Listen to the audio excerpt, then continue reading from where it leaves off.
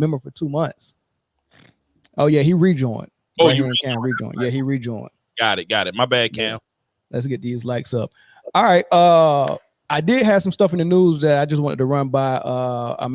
Y'all probably already know, but the men and the women for Team USA basketball team both made it to the gold medal round, but also Paris also made it. So they're playing in France. They got some home cooking. I didn't know they did home cooking in international play, but Paris, at least for the men's side, they got some real home cooking in the last 2 games, and they got to the finals. So we'll see how that gold medal round go. But they're both going to be playing. I think it's very interesting. They're going to be playing on 8-10-24 for the men's side, which is all Kobe Bryant's numbers. This is the year of Kobe. 2024 is the year of Kobe, but 8-10-24. He wore 8 in LA. He wore 10 for the international team. He wore 24 for LA as well. I think that's real dope and significant, man. 8-10-24. They better win that game for sure. They bet not lose. They bet. They better win by a combined amount of them numbers. Hmm. I'm tired of this close shit that they doing. They better win by all them numbers combined. 42 points. Yeah. Then also, what did I want to get into? Oh, and the last thing, I don't know if y'all seen, but D Wade's daughter Zaya Wade threw the first pitch at the Cubs game.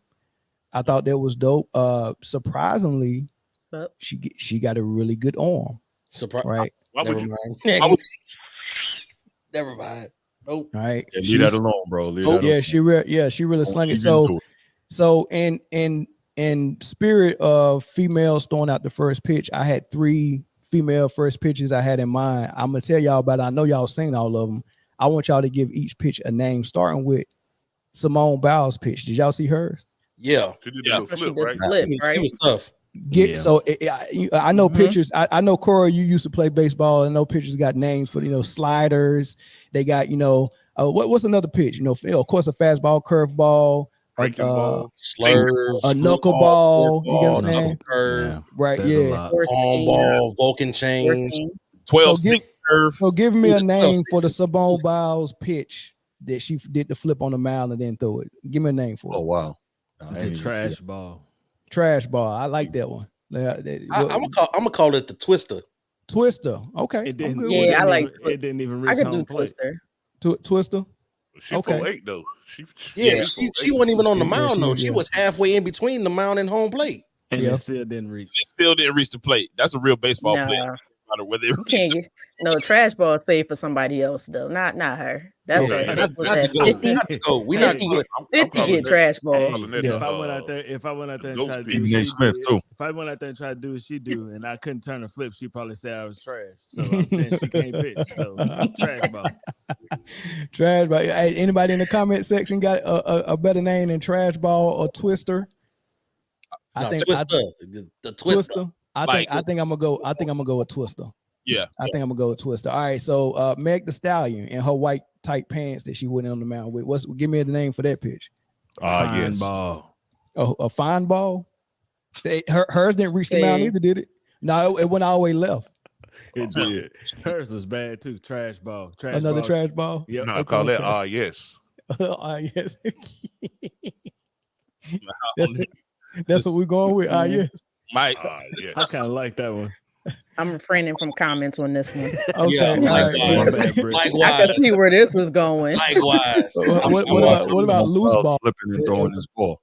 Loose. Did you say loose ball? Somebody in the comments said the jiggle. Somebody said toe jam. Oh my God, toe jam. I just got that. Somebody open it up, man. Somebody open it up. I like toe jam. I like toe jam, Mikey.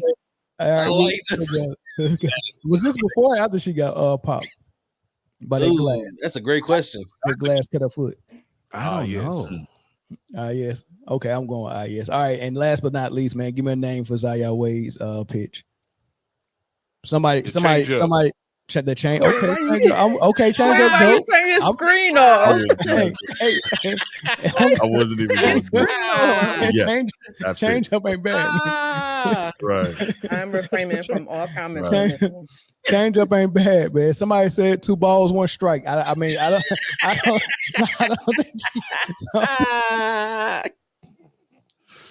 Oh my goodness! Wow. I will make it. It's off the rails already. It's gone. Took It's 11 gone. minutes. It's 11 gone. minutes and 57 seconds. Oh man. I don't think we're that gonna was make it. bad. We're not gonna, Man. I All know right, we got 99 in here. We got 41 likes, man. We still need to get the likes up, man. Come on, man. Don't make me play that song, man. We still got to get the likes up, man. Y'all got to do better with the likes, man, so we can start the show. But is that what we're going with? 2 balls, 1 strike, or 2 balls, 1 bat? Change up, dope though. I like change up. Yeah, I think that's the one right there. You didn't like my name? I ain't hear it. A black. What's That's it? his, Blank? No, that's his no name. comment. Oh, no No comment. comment. I'm good with that. Somebody said great balls of fire. because I mean that's Great what balls of fire. It's a regular pitch to me. That's how dudes pitch. I'm sure she. Hey, she athletic though. She athletic for sure. Yeah, I bet if she wanted to run track, if she wanted to run track, she'd probably be dope at it. Speaking of which, shout out to the U.S. women's bringing home the gold in the 4x1. 4x1. Absolutely. Somebody had to. Right. Men weren't gonna do it. It wasn't gonna be the dudes. Wasn't They gonna haven't be done men. it since I watched the 2004. video of it, and my goodness, It was at horrible. this elite level, you still don't know how to pass the baton. It looked like this. Is it not knowing how, or is it not? I mean, in every sport, we see people mess up at the highest levels, whether it's dropping a pass in the Super Bowl or, making a big. Magic Johnson made a terrible turnover in the '84 finals. It can happen. So I don't think it's not knowing. the original These team. things happen. Huh? You practiced Carl 4 Lewis. years for this, though. Well, It Carl wasn't the Lewis- original team. It wasn't You because know, Noah Not Lyles got necessarily. sick. That's true Yeah. too. Carl Lewis said that just because your ankle leg got sick doesn't mean you have to change the whole rotation. So you're passing Right. the people you're not familiar to pass. Just the replace the people. ankle leg, yeah. So yeah, just replace the anchor. Mm. Even if you just got to run dude at the anchor, just replace him. So it was. And the bad exchange came from the first leg to the second leg, and after that, it was over with. I mean, we act like this men's team has been just dominant. They wanted the world championships with Noah Lyles as the anchor, but they ain't been winning no Olympic medals. Like Not in They, the they relay. caught he Not caught since bronze in the 2004. 2016 was the last time we won a 4x1, something like that. No, I'm saying one of the cats. No, it couldn't have been 2016. No. That One of was them, Usain yeah. Bolt's last Olympic I year. believe He it in was that. 2004. I believe it was last 2004. No, Jay, Yeah. I know what. Yeah, one of them Yeah, cats it would have had to that been that's in there before is 16. Usain Bolt started running in the Olympics. He right? the youngest Jay, Olympian. Jay, So my boy was that's in middle school at the last Olympics. Jay, that's the 4x4. 4. He run the 4x4. Quincy Oh, Wilson. okay. 4x1. Yeah, Quincy 4x4. Oh yeah, Quincy, that's what's up. I give Quincy. You talking about Quincy Wilson or Quincy Hall? Quincy Wilson. Quincy Wilson. Quincy Hall brought home the gold. Hey, but Yo, shout out to Quincy Hall. Yeah, That was, oh, that was man. amazing. Talk With about the digging holes deep, in. right? That's what that As was. somebody Oh. who's never like had blazing speed Mhm. or that's gonna run for any reason at all. Hey man, I respect what them boys doing. Right? Oh Absolutely. yeah, no doubt. Dog, Yeah. I seen I one think- race. It was some women. Dog, they was running 10,000 meters. Oh yeah, that's the Yeah. thing, bro. Yeah. Yo, that joint said 24 laps to go. I said, man, ain't no way. 6.2 miles, 10K. Yep. Yeah, that's They ran in a race. They ran a 10K in a race. I can't Mhm. do it, bro. Come on. So Bro, I sports might not have team. run 10 my Hey, life. Sports T. One thing about Sha'Carri, if she don't work on her start, she'll never win a gold medal. Right. No, that's Right. true. But Her there starts are was some fishy issues about that race You saw- beforehand. yes, And that's why very Shelly good. Ann didn't race. That's why she No, didn't no, race no, no, that. no, no, no, no. Shelly Ann didn't race because she pulled up with that hammy injury. She was sir. injured. No, No, sir. She's they not didn't- injured. No, They sir. didn't let Sha'Carri and Shelly. No, sir. They I did a made lot the- of reading about it, and I watched a few different things about it. They made she had an injured hamstring, but she wasn't allowed to warm up Wh- because of the wh- issue that happened. When you lose by a split second, why? How come no one's talking about how heavy that weave is? Hey man, hey, She won with it in before. And think about how much. You might have Ran said them, something, but she you ran probably them all shouldn't have down said with the something. same weave in today. Yeah, but what I'm saying is, Noah Lyles almost lost his 100, and the lean helped him. Every little bit counts, just like swimming. And football is a game of inches as well. Every inch counts. Why would you go out there and give yourself any handicap? Have you ever seen somebody with a full box braid set in the swimming pool? That was funny, but I think that it's, I get what you're saying. I think she more so channeling the FloJo with the big nails. That's what I think it is too. Yeah. She ain't that nice though. But FloJo was you winning. might have FloJo said was winning. She's winning though. She lost. Shakara is winning. She's She winning. lost. She got silver and she just got gold. And she would have got 2 golds if she didn't have all that hair. I don't think it's I'm about just the saying. hair. I think it's the fact that she Ain't didn't got start nothing to to do with warm up. hair. Dude, it's heavy. I'm not. I've seen. How you know? How do you know wig is heavy? How you know how heavy hair is, man? I've seen locks pull somebody's hairline all the way back. That's locks. Touche. Locks are different than a wig. Those box braids are heavy. Touche. She had box braids or she had a wig on her head. She just had, I don't know what she had. She had a long extension. She had It's freaking. a wig. It's a She had wig. she That's had different. she had secretariat on the back of her head. I doubt that Stop. the amount of hair she had made any difference. Nah, she It had doesn't. a horrible start. That's what it She was. is terrible so out the I block. mean, she was She is literally terrible out the block. when the first girl, when the girl that won took off, Shakara was still sitting in the block. Still in the blocks. Like she was in Doing last place. She is a terrible block starter. Like, if she, That's why she did so. That's why she did so good in the relay because she doesn't have to start from the You block. don't have to, yeah, I'm she telling you started why. to run and start. I'm telling you why. But She's yeah, a This is horrible just starter. game film, though. This is things that everybody know. Like Shakari is not good. When you hear anybody talk about any of her races, like she ends up winning some of them, most of them. The ones that she loses, you can tell that she had a bad start out the block. She just been bad out the blocks. horrible. This was worse than before though. Like it was very noticeable. She was wobbling. Yeah, she and was. clunky I coming mean, out. she was. he was running late. side to side, coming out of the blocks late behind everybody. Have So you ever tried to run with a moose Yes. attached to your hips? That's what I'm saying. Look, makes it look, different. Jay, on I will say top of the this. moose, all I'm saying is she taking thoroughbred a little bit too serious. She really will trying to say be a this. horse.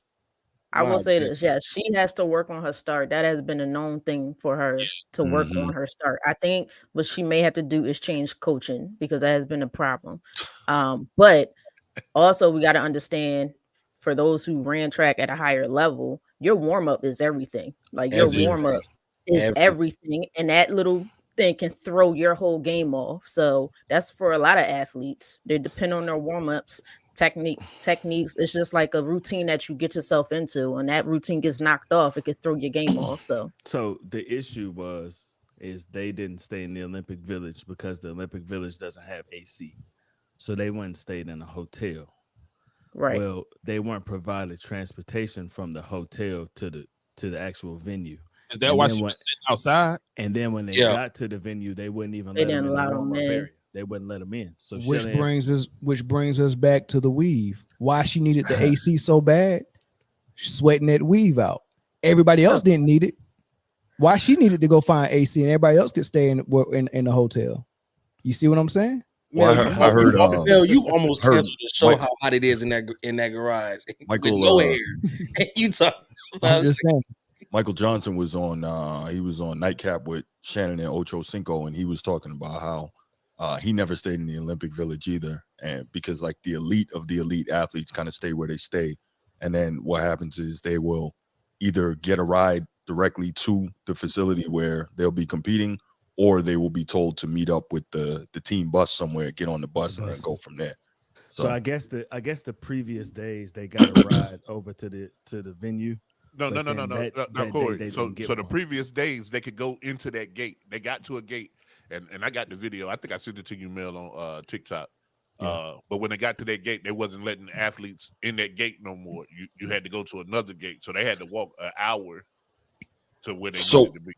So I heard an interview. I can't remember who it was, but I heard an interview with somebody who knew, and I read a few different things about it, saying that actually wasn't the case. That whole walk an hour thing, and that both her and Shelly Ann, her being Sha'Carri, and Shelly Ann Fraser Price both had adequate time to warm up. So I guess it's just going to be a function of over time we will hear the truth come out, because I'm sure that's all going to be investigated, because we're hearing varying sides of this thing, and so at the end of the day, we'll find out what it is. Well, yeah, I hear you, but you can also hear on the video, you can hear the athletes arguing the same case that we're stating right now. That's exactly what they were saying. Yeah, it's been, and besides the whole track situation with Sha'Carri and Shelly Ann, it's been a lot of other stuff coming out about shady dealings in these Paris Olympics as well with some of the other sports as well. So I wouldn't be surprised if once the games conclude that there is an investigation looked into exactly what is going on. Hey, we got an echo there somewhere. You got YouTube on in the background, E? Yeah, I just muted him until he get the echo. So I got. Well, now I got it. No, it's Eric. He unmuted himself. Eric, you gotta fix that echo. Well, a lot of athletes left that village though because of the condition. And I mean, it's you got to remember, it's been raining, it's muggy, it's 90 degrees out there, and no AC. And that's for those cramps. I think the craziest thing is the river with the E. coli. Man, but that's the craziest thing. We've been to France. Like, it ain't the cleanest place. I mean, it's some nice things there. I've been to France. It's not it's not, no disrespect to anybody, but it ain't the cleanest place. Like, well, what I will say, I agree with that, but I looked at it like I didn't see France as being, not France, but Paris being any different than any other major city in the world, pretty much. It is. It's New York, it's Chicago, it's Berlin, it's Seoul. We've all been to a lot of major metropoli all over the place, and it's pretty much the same thing. So I didn't see it as. Is that the plural of metropolis? Metropoli? I believe so. Yes. Yes. I've been saying but I think metropolis. Honestly, I feel like when it comes to our athletes, they need to do a better job of dealing with maybe the local countries. Each country has their own committee, and making sure our athletes have the right essentials or the right resources to make sure they're comfortable and can be ready to compete at their highest level. Like, they shouldn't have to worry about AC or sleeping on these real thin, frail mattresses. Like, come on, we're talking about our athletes here. It's still to me, man. It's why would you hold a swimming events in a river full of E. coli? Yeah, and I think they thought they were going to have it clean in time, and it just didn't work out. Not quite, Eric. Eric, make sure you don't have YouTube on anywhere on your computer. I don't know where that echo come from, and then check your mic settings and your speaker settings. Make sure it's set on the Rodecaster Pro. All right, so let's go ahead and get it started, man. Where Jay go? Y'all want to start without Jay? Yeah, we can. All right, so we'll get into this Team USA, man. So what's on the thumbnail is Charles Barkley, and we still ain't got enough likes, man. We got 67, but we got 168 watching, man. So everybody hit that like button while we getting this thing started. But Charles Barkley, I think he was on Dan Patrick's show, and he was having a conversation about Team USA and Steve Kerr, man. And it was a clip of it. I'm going to play a clip of it, but it's really quick because right after Charles Barkley gave his take, you're going to hear the ESPN panelist, Brian Windhorst. He's on Ozempic, and he's still not. Anyway, that's a whole nother. Jesus, man. No. I mean, it is what it is. It is what it is. But Brian Windhorst, you're going to hear Charles Barkley's voice, and then right after that, you're going to hear Brian Windhorst, man. And I really want y'all to take on both views, because there's opposing views. Charles Barkley is saying that Steve Kerr is mismanaging the team and the minutes and the rotations, and Brian Windhorst is in disagreement on that, man. So this is what they had to say. And they shouldn't be tested. They should win. They got the best team. They got, they haven't used their depth the right way, because the one advantage we had in '92, and they still have today. When they go to their bench, they're bringing in better players. He has not used his team properly. We should never be a debate on guys getting to play and not getting to play. Listen, you can't. Putting Jason Tatum in an NBA game, he's going to be better than 99% of the guys already in the world, but especially guys who coming from a foreign country. So you just kind of keep your guys on a treadmill and keep them rolling around. Okay, so there, the criticism of Steve Kerr, the rotations. Wendy, what do you make of what Charles Barkley had to say? said about the U.S. should win and the U.S. has better depth, those are true statements. But I just don't agree with Charles when he says it's not fair to expect them to be tested. Absolutely, you should expect them to be tested. One of the big storylines that's been happening here in Paris for a few weeks is Joel Embiid has been getting booed just about everywhere he goes in Paris. Why? Why is he getting booed? He is getting booed because the French and the Americans both went after him and he chose the U.S. Why did the U.S. need him? Why was it so important that the U.S. needed him? Because our margin for error is razor thin now. We are now chasing naturalized citizens because we need the talent, because the talent in the world is so comparable.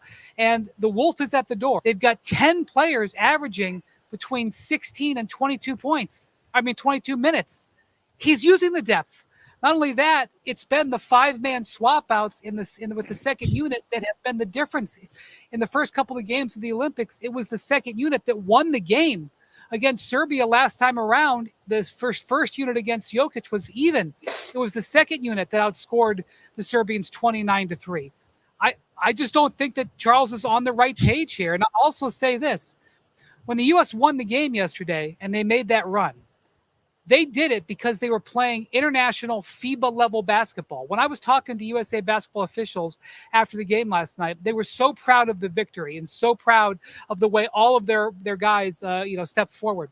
But they were mostly proud that they won it playing the international game.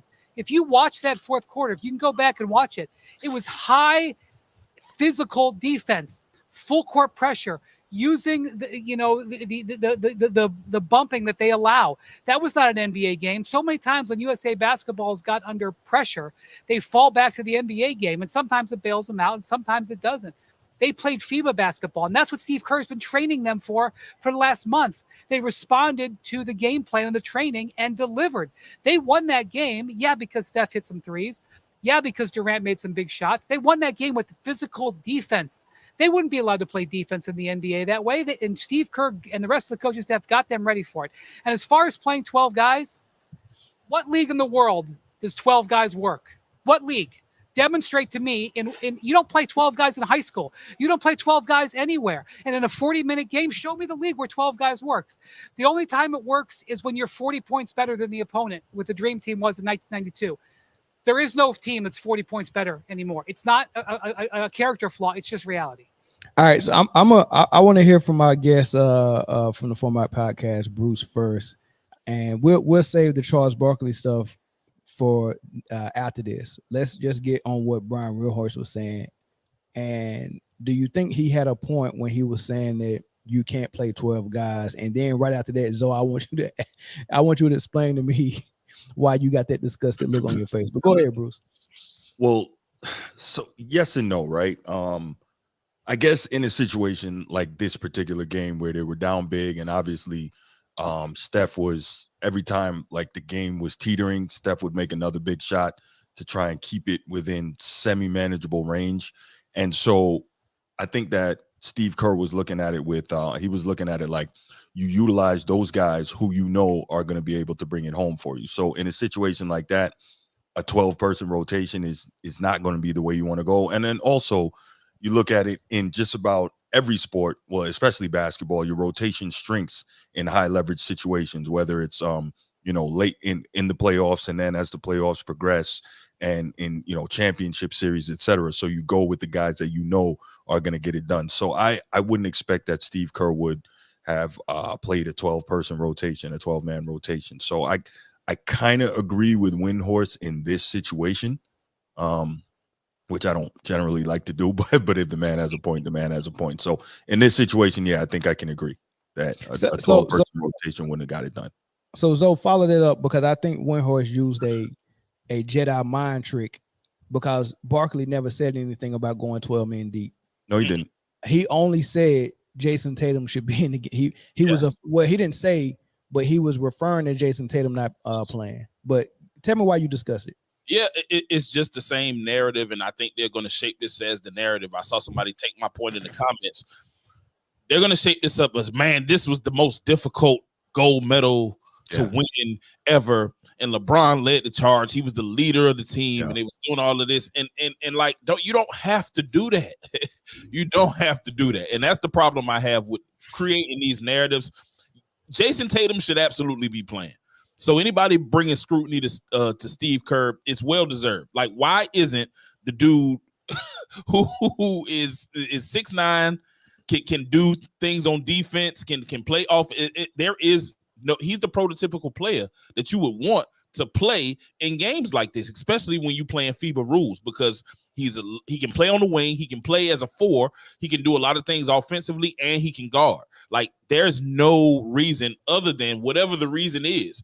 I don't know what that reason is, but whatever it is, that's the only. It's not because of play. So when you say don't go to a 12-man rotation, like, Jason Tatum is on the bench. I understand not playing Derek White, even though Derek White does bring things to the table. I understand not playing Tyrese Halliburton. Those guys are guys who are still learning. This their first Olympic team. They're role player. Well, not Tyrese. Tyrese is the star, but Derek White is a role player, a star in his role, but a role player. And if he's getting ticked, there's absolutely no reason Jason Tatum. And so the scrutiny that Steve Young, the same scrutiny that I was at, is he a good coach? I don't know. And when he make decisions like this, it gives me more questions. All right, the floor open, man. I mean, y'all can dive on in there. I just wanted to hear from Zoe, because that face he was making, for sure. Yeah, I feel kind of disgusted because when that top 15 coaches list came out, I defended Kerr because I felt like even though he was kind of like gifted that team, you still have to be a good coach to win. You know what I'm saying? So I kind of defended him, but there's no defending this egregious act of coaching. And it's like, we talked about this throughout the entire Olympic play. He looks lost out there. Like, you won 4 rings with Steph, Clay, and Draymond. You can't win 7 games with 12 of the best players in the NBA. So let me ask you a question real quick. You said he looks lost out there, right? And I'm not the biggest Steve Kerr guy, but you don't think it has something at all to do with the fact that he runs like a variation of an offense in Golden State that's triangle mixed with motion, elements from Pop, elements from Phil, all that, and now he has to switch that to a ball dominant one guy in LeBron, and basically he has to run the LeBron offense. Right, you don't think he don't have to do he don't have to do that. He could have ran that offense that he runs in Golden State, and they would have been just fine. And how do you think that would have worked for LeBron? At the end of the day, we know what this is. I think that's the problem, though. Yeah, that would not have worked well. We know that LeBron can't run that offense. Well, LeBron can run one offense and one only, and he's running it. You found the root of all evil. Well, in Kerr's defense, man, what they do in Golden State can't be. I don't think they had enough time to install that. That's true too. For the Olympic team. So that could have been it. But on the flip side, these supposed to be the best players in the league. They're supposed to be all high IQ. So I would think that he'll be able to put a little bit of it in there. Something. You don't got to install the whole offense, but you should be able to implement a base version of it. Something. Definitely. I agree. You know what I'm saying? I agree. Like, they're NBA players, so the simplistic form of it, I think they would have been able to grasp in a short amount of time. Those basketball minds, they play the game. I think they would have been able to grasp the base of it. Maybe the technicalities, and nobody else can shoot like Steph, but you got Steph on the team. I feel like there is no excuse for it. I'm gonna be real. Regardless of the talent, the European talent or the talent across the world has gotten better. I don't think that's, you know what I'm saying? I don't think that we can overlook that. But our talent has gotten better too, or at least that's what everybody is saying. Right? Well, I got a question, and this is just a question for you basketball people, right? Is LeBron's offense easier to teach? Yes. No. Yeah, it is. Here's the reason why it's harder for other people to learn how to play in. No, it's not hard. It's not hard. It's elementary. It's AAU basketball. No, but here's the reason why. Everybody who plays with LeBron say he makes it easier for them because they don't have to do anything but stand in the corner and set screens or catch and shoot. LeBron does everything. Right? That's all you need. Right. So, but But when you with superstars, you're not supposed to be doing that. You're supposed to do that for guys who can't get their own shot. It's okay. And that's what I mean when I say it's harder, because when you are a superstar, to go from playing how you play and then being relegated to that, it's very difficult. I would say that's not easy. That's why I said no, because you go from being the one on your team, you're the guy that's facilitating the offense, to now you have to go stand in the corner, or you got to go stand over here and wait for the ball to come your way. That's why I say it's harder to play in a LeBron system. Like it's harder to win. It's harder to win playing the LeBron system, but it's not harder to It's not harder to teach. The difficulty of it isn't it's not difficult offense. All you do is you're going to be a cutter, a screener, or a shooter. It's essentially 5 out. It's essentially 5 out. It's 5 out. It's like comparing. Get a ball to LeBron. Yeah, it's like comparing. Where's the echo at, man? Bring the echo back. It's like comparing Kendrick Lamar's raps to the Cat in the Hat. Like LeBron is trying to win with Cat in the Hat offense, and he's playing against Kendrick Lamar. You know what I mean? That's what it is. As a lyricist, he's Cat in the Hat, and Kendrick Lamar is what Golden State offense is. Y'all gonna miss LeBron when he gone, man. Probably not. Not really. Okay. The man's playing outstanding. I tried, right? I tried. we could talk about Steve Kerr. We could talk about LeBron. We could talk about whatever y'all want to talk about, but we'll be wasting time. So let's get down to the nitty gritty of Windhurst was correct on the rest of the world is catching up, and I'll tell you why. Nope. I'll tell you why. Is it talent? Absolutely not. Is it? It's the NBA's fault. It's the NBA's fault. Number one, the NBA removed defense. Number two, the NBA removed big men from playing centers. And so if you're looking at the way the NBA is played now, it's played the way the European played the game 10 years ago. Now they're dominant and paying in the paint and being aggressive and all that. And we trying to finesse it and playing 5-man out or whatever. They're playing a better brand of basketball internationally now than the NBA is playing, and that's the bottom line. We've been duped. Amen. We've been hoodwinked. Amen.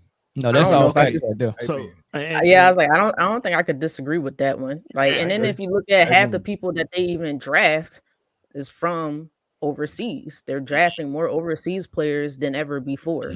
So listen, there are guys who are killing in college, 7 feet guys that play with their back to the basket. They don't get a look in the NBA because they don't want to play like that. I mean, there's monsters in college. You understand? That dude from NC State, Wolfpack Burns. Yeah. Man, they got that man learning how to do that leg kick out that Jonathan Ogman was doing for 20 years. Yep. That's true. So I feel bad for Zach Edey.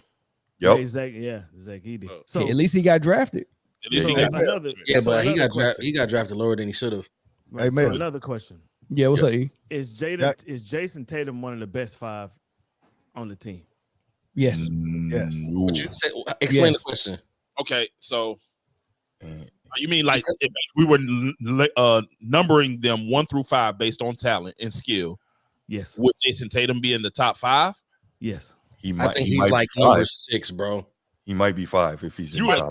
You can't assemble 5 players that's better than Jason Tatum. I don't care where you get it from. And that's what I'm saying. He's in there. He's definitely in there. I think he. Are we talking about 5 in the NBA? Listen, when you make first team NBA 3 years in a row when they don't want you to, you get what I'm saying? Like they want Luka to make first team. They don't want Tatum to make it, but they can't deny him. He's made it 3 years in a row first team. That's over LeBron. That's over Durant, and they're in the same position. So he's top 5. The only reason why he don't look like top 5 because they're not playing Tatum's offense. They're playing LeBron's offense. Who's going to outshine LeBron in LeBron's offense? Nobody. I wish you would come in here in my house and then try to be a better daddy than me. You can't do it. Right. I'm gonna out daddy you in my house. You can't do it. You can't come in here and run my kids better than I run my kids. So listen, that's the second time that you done made a daddy reference. I'm covered by the. No, you covered. You covered by the what? By the what? By the blood. What? You covered by the what? I was waiting for that to be finished. I'm glad I cut him off. Covered by the what? You come Hey man, y'all got all the LeBron hate out of y'all system. Y'all good? It's not. Where's the it's hate? not Oh my God. Where's the hate? Is it all out? Why can't we be I'm critical? willing. We can be critical of You can't be critical of LeBron. That's hating. You didn't know that? players in the NBA? It's No. 450 There's a NBA difference. players, and we There's can't a be difference. critical of 449 of them. We just can't be critical of LeBron. Correct. No, there's a difference. I'll let you know when it's criticism versus when it's hate. So far, it's only been criticism. Right. So where we got Tatum at? Are we going 5 or we going 4? All right. So Let's clarify. Is it the Olympic team? if or we is want to it be New York? real, I gotta have Steph, KD, Embiid, top 3, and AD. and then I I gotta have Tatum and Edwards 4 and 5. I put Edwards ahead of him. I put AD ahead of him too. When Well, on AD the is team? healthy, he is a problem. How come he ain't get the Lakers to the finals? Listen, Apparently, he did in 2020. he did in Trust 2020. me. Oh, so we counting the bubble now. Got it. Got it. You Roger heard that. what I said. Apparently, Yeah. I know. There's Tell him to do it locations- again. there's Tell him to do it again. locations- Hey, listen. I've been waiting on it. When Can't Get Right hit that first home run. Nah, said he do got to it do again. it. You got to do it again for me to believe Right. that. That was a That's retard okay. mistake. Oh, I can't say that R word. No, you can't. That was a little mistake right there. You know what I'm saying? Give him that right there, Bernie. That's what he said. So if Anthony Davis can get the Lakers there again, I believe it. Yeah. Okay. Tatum has got there twice. That's true. Tatum got there twice. He'll get us there again. Don't worry about it. Didn't AD average like 32 and 16 in the first round this year though? Like he was killing, but we know what Yeah, he really was. held him back. Oh, we know what held him back. I Well, think let's he has go. to remove Let's get it himself out. from. Let's get it out. What held him back? I got you. Come on. He got to remove himself from Pick up that LeBron. hate that you was looking for, Eric. Go ahead. I hear it is. Come on. No, wait a it's no hate. You know what it I is. just said it. I don't even have to say it, and you know what it is already. So I don't know how I that's know what held him back for real. what held him Hey, back. Jay? The unibrow. Well, hold on, Debo Jay. not showing up. Jay, when you answer that question, I want you to roll right into this next one. But let me get this super chat first. You can blame the Golden State Warriors. It's a copycat league. Thanks for the $5 super chat. But Jay, here's the question All right. that I want you to answer. Right after you answered what you was just about to answer that one on the screen. It's strange how Ooh. LeBron starts over players that destroy him in the NBA. Easy. Say it. Easy. Say it. It's a condition of his contract of being there. No, Clubber Lang had it right in Rocky 3. Politics, man. This country wants to keep me down. Yep. Oh That's man. what it boils down to. I don't recall LeBron being destroyed too many times by anybody. Destroyed? I don't recall that. There's Durant. 2 people Paul Pierce. off that comment right there. There's 2 people that have single-handedly tarnished that man's career. We just seen one from Serbia destroy him last night. His name was Bod. Touche. Destroy? Yeah. And then went through to the dome on him. I don't want to talk about that. Carmelo. I don't want to talk about that because that was made me crazy. so mad. Strong Hey, word. How do you What he did was woke up somebody who had a band-aid on his eye. That band-aid came off and it was on. Yeah, what happened to How the do you- Band-Aid?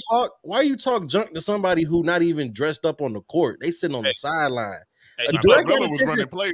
No, what got me was the Was he crying talking at drunk the or end. playing homage? Oh, he had his head in the jersey and everything. He had to You get can't consoled by stand Jokic. up and just start crying at the end. This shit They out get like like they a can't on do. the Hey, chest. he make you put your head in your jersey. I can already see one of them little promo videos on Twitter when they do all the this is when it happened, and they do the 3 to the head from Bog, and then you're gonna see LeBron with that Miami face. And then he just gonna turn the whole video. There's a few people, no matter how well things are going for you, you shouldn't taunt. He's on that list. Listen, I don't mind the top 1-5's on that list. It's a few people. 12. Tom Brady's on that list. I don't care how good things are going for you. The don't taunt list.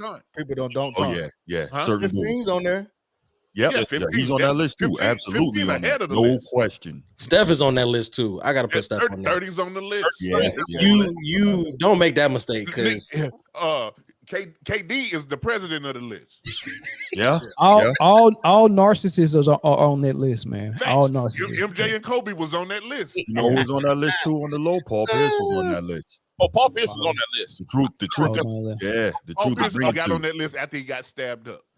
Real talk. Damn. That's I So, don't quick question. understand what the Watching- stabbing at the. yeah. Like, I don't Nah, think he that wasn't. He was okay. When he got stabbed, he came back a different animal for real. Well, Quick if question. you remember, Watching what was it- that in the 2000 Eastern Conference Finals? He was going bonkers against the Nets before they ended up losing. Antoine Walker shot them out of that series, but remember they were don't blame down. Cybertwan. Don't Listen, hey, listen. What I'm we're a not gonna, Celtics fan, there so will be you know I let him do Cybertwan it. slender on man down. Yeah. All right, quick Hey, what was you question. saying, So, Brittany? What's up, Brittany? Who's your few MVPs of this last game? I mean, of If you course, had to Steph. choose about Of course, if Steph. you Embiid. had to Steph, choose, give me LeBron? three or about two or three. Steph for Steph, sure. LeBron. KD KD was there. Yeah, KD. and Embiid. Embiid's defense in the Y'all, last y'all 6 try minutes so was hard not to say crazy. LeBron. That junk is hilarious. No, But I I know, mean, I know. it's really tough. It's LeBron, I think he's Well, you I mean, you got to give it to Steph and Embiid, and then it's a Mm-hmm. toss up between KD and LeBron. Yeah. No, Well, LeBron. KD, That's a very here's good the reason why. Here's the reason why I kind of edge KD a little bit over LeBron, right? Because Okay. he's your KD favorite player. No. This is no bias, right? KD's Got the defense same was hairstyle. Go ahead. KD's defense was crazy. KD was blocking LeBron's was too. He was guarding Jokic. They had to get a screen off of him to get LeBron off of Jokic. No, KD was locking guards 92 feet. He sure Yeah. was. Yeah, He he's was. 7 feet in the crouch, like in the backcourt. That was impressive. 7 And feet sitting in his He caused chair. the turnover on the backcourt. Sure Like did. guard. Yeah. And- And you know what? Real talk though, I saw Steph pick up 3/4 court for the first time in a long time. Yes, Ever. Right. I don't know if that ever happened, but That's who defense I was surprised at. Yeah. Exactly. it was Yeah. guarded. In that fourth quarter, they all guarded. And Right. I got They all guarded. They all They were guarded. strapped up. That I was gotta guard. get That was guarding a real tougher, and Right. that was real dope for me. Doper. What happened? What happened Doper.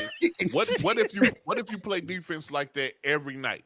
What if the league is set up that you have to play defense like that every night? But it's not. Not. It'll look like It's the not. '90s. It'll look like the '90s. Right. And they Hey, do not look- want we that. would love it honest again. with you, I Be no guarantee you 100 complaints. points will be hard to come by. It'll look Hey, like you the know what, WNBA Tiana? looks right now. Right. Real defense, 100. real offense. The 100 points NBA be hard to Gotta come be by. physical So when again. somebody where get the 30, NBA you would is know that's a failing real us. 30. What the NBA is failing us is they believe what the NFL believe is that offense sells tickets. Offense. And it Yeah. really Right. does.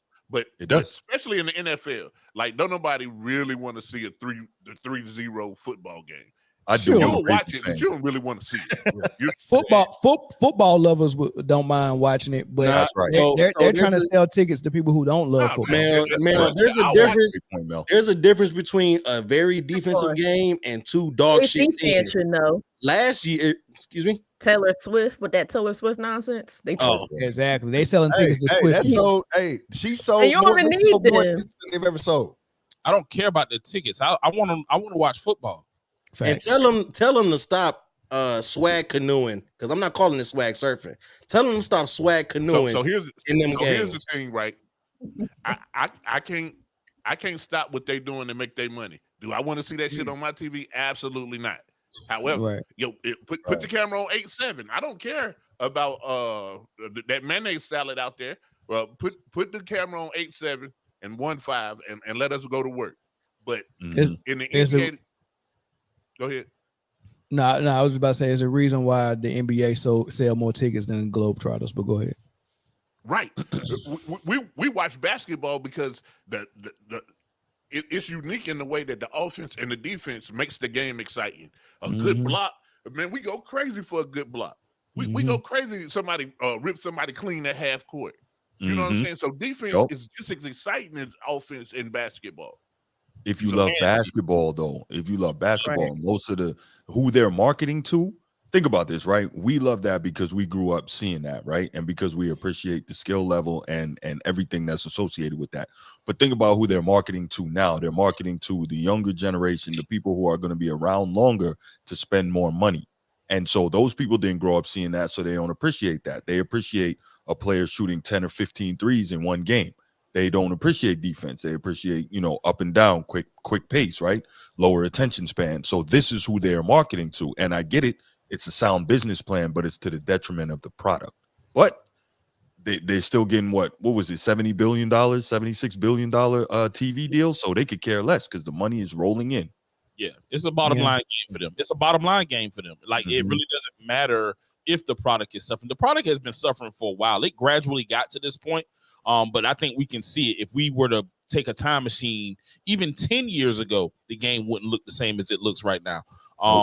But at the end of the day, I think that getting back to what we were talking about, I think that the only way to fix this is to start implementing rules to where defense can be played again. I don't think it's no other way, but I don't see the NBA doing that because, once again, it's a bottom line game. I think that the game is going to get gradually worse before it gets better. Yeah. Hey, shout out to the super chat by bringing hand checking back. Just start small. Bring hand checking back. They'll never do. Shout out to the super chat. Unspoken Voices Inside Media. Yeah, European basketball has not gotten better than USA basketball. What makes it look like that is the style of play and the changes of the rules to fit the white European players.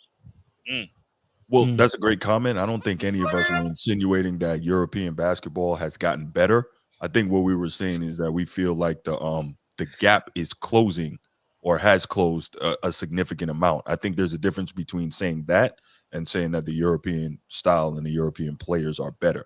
But to be even more specific, what we're saying is the NBA is closing the gap themselves. Yeah, like, they self-sabotaging. They self-sabotaging, yeah. So real quick, man, somebody one or two of y'all give a comment on Charles Barkley's part of it with saying that the reason why the game was even close was basically because KERR is mismanaging everything, not playing his horses like Jason Tatum and not his substitution patterns as well. And that we'll be quick with that, and then we'll move right into Jason Tatum, and then we'll open the phone lines up after that. So somebody comment on Charles Barkley. Hey, just real quick, I really think the reason it was so close is the refs. The refs. Thank you. Had them back off on defense a little bit. So I think when they really bit down and got to playing hardcore defense, and the refs stopped blowing the whistle as much, the game changed. So when they was blowing a lot of whistles, they was getting a lot of calls in the beginning. And how did you see it, Britne? Me personally, I just thought it was too much one-on-one ball. I just felt like it wasn't enough team basketball, in my opinion, when I was watching the game. I just felt like it was guys who, they could shoot the three, but you're trying to play Steph ball. Only let Steph play his own ball. But then, LeBron coming down, I just didn't like how the things were flowing when the ball in the first half was in LeBron's hands. And me personally, I didn't like how things were flowing. There's a lot of one-on-one basketball, like I said earlier.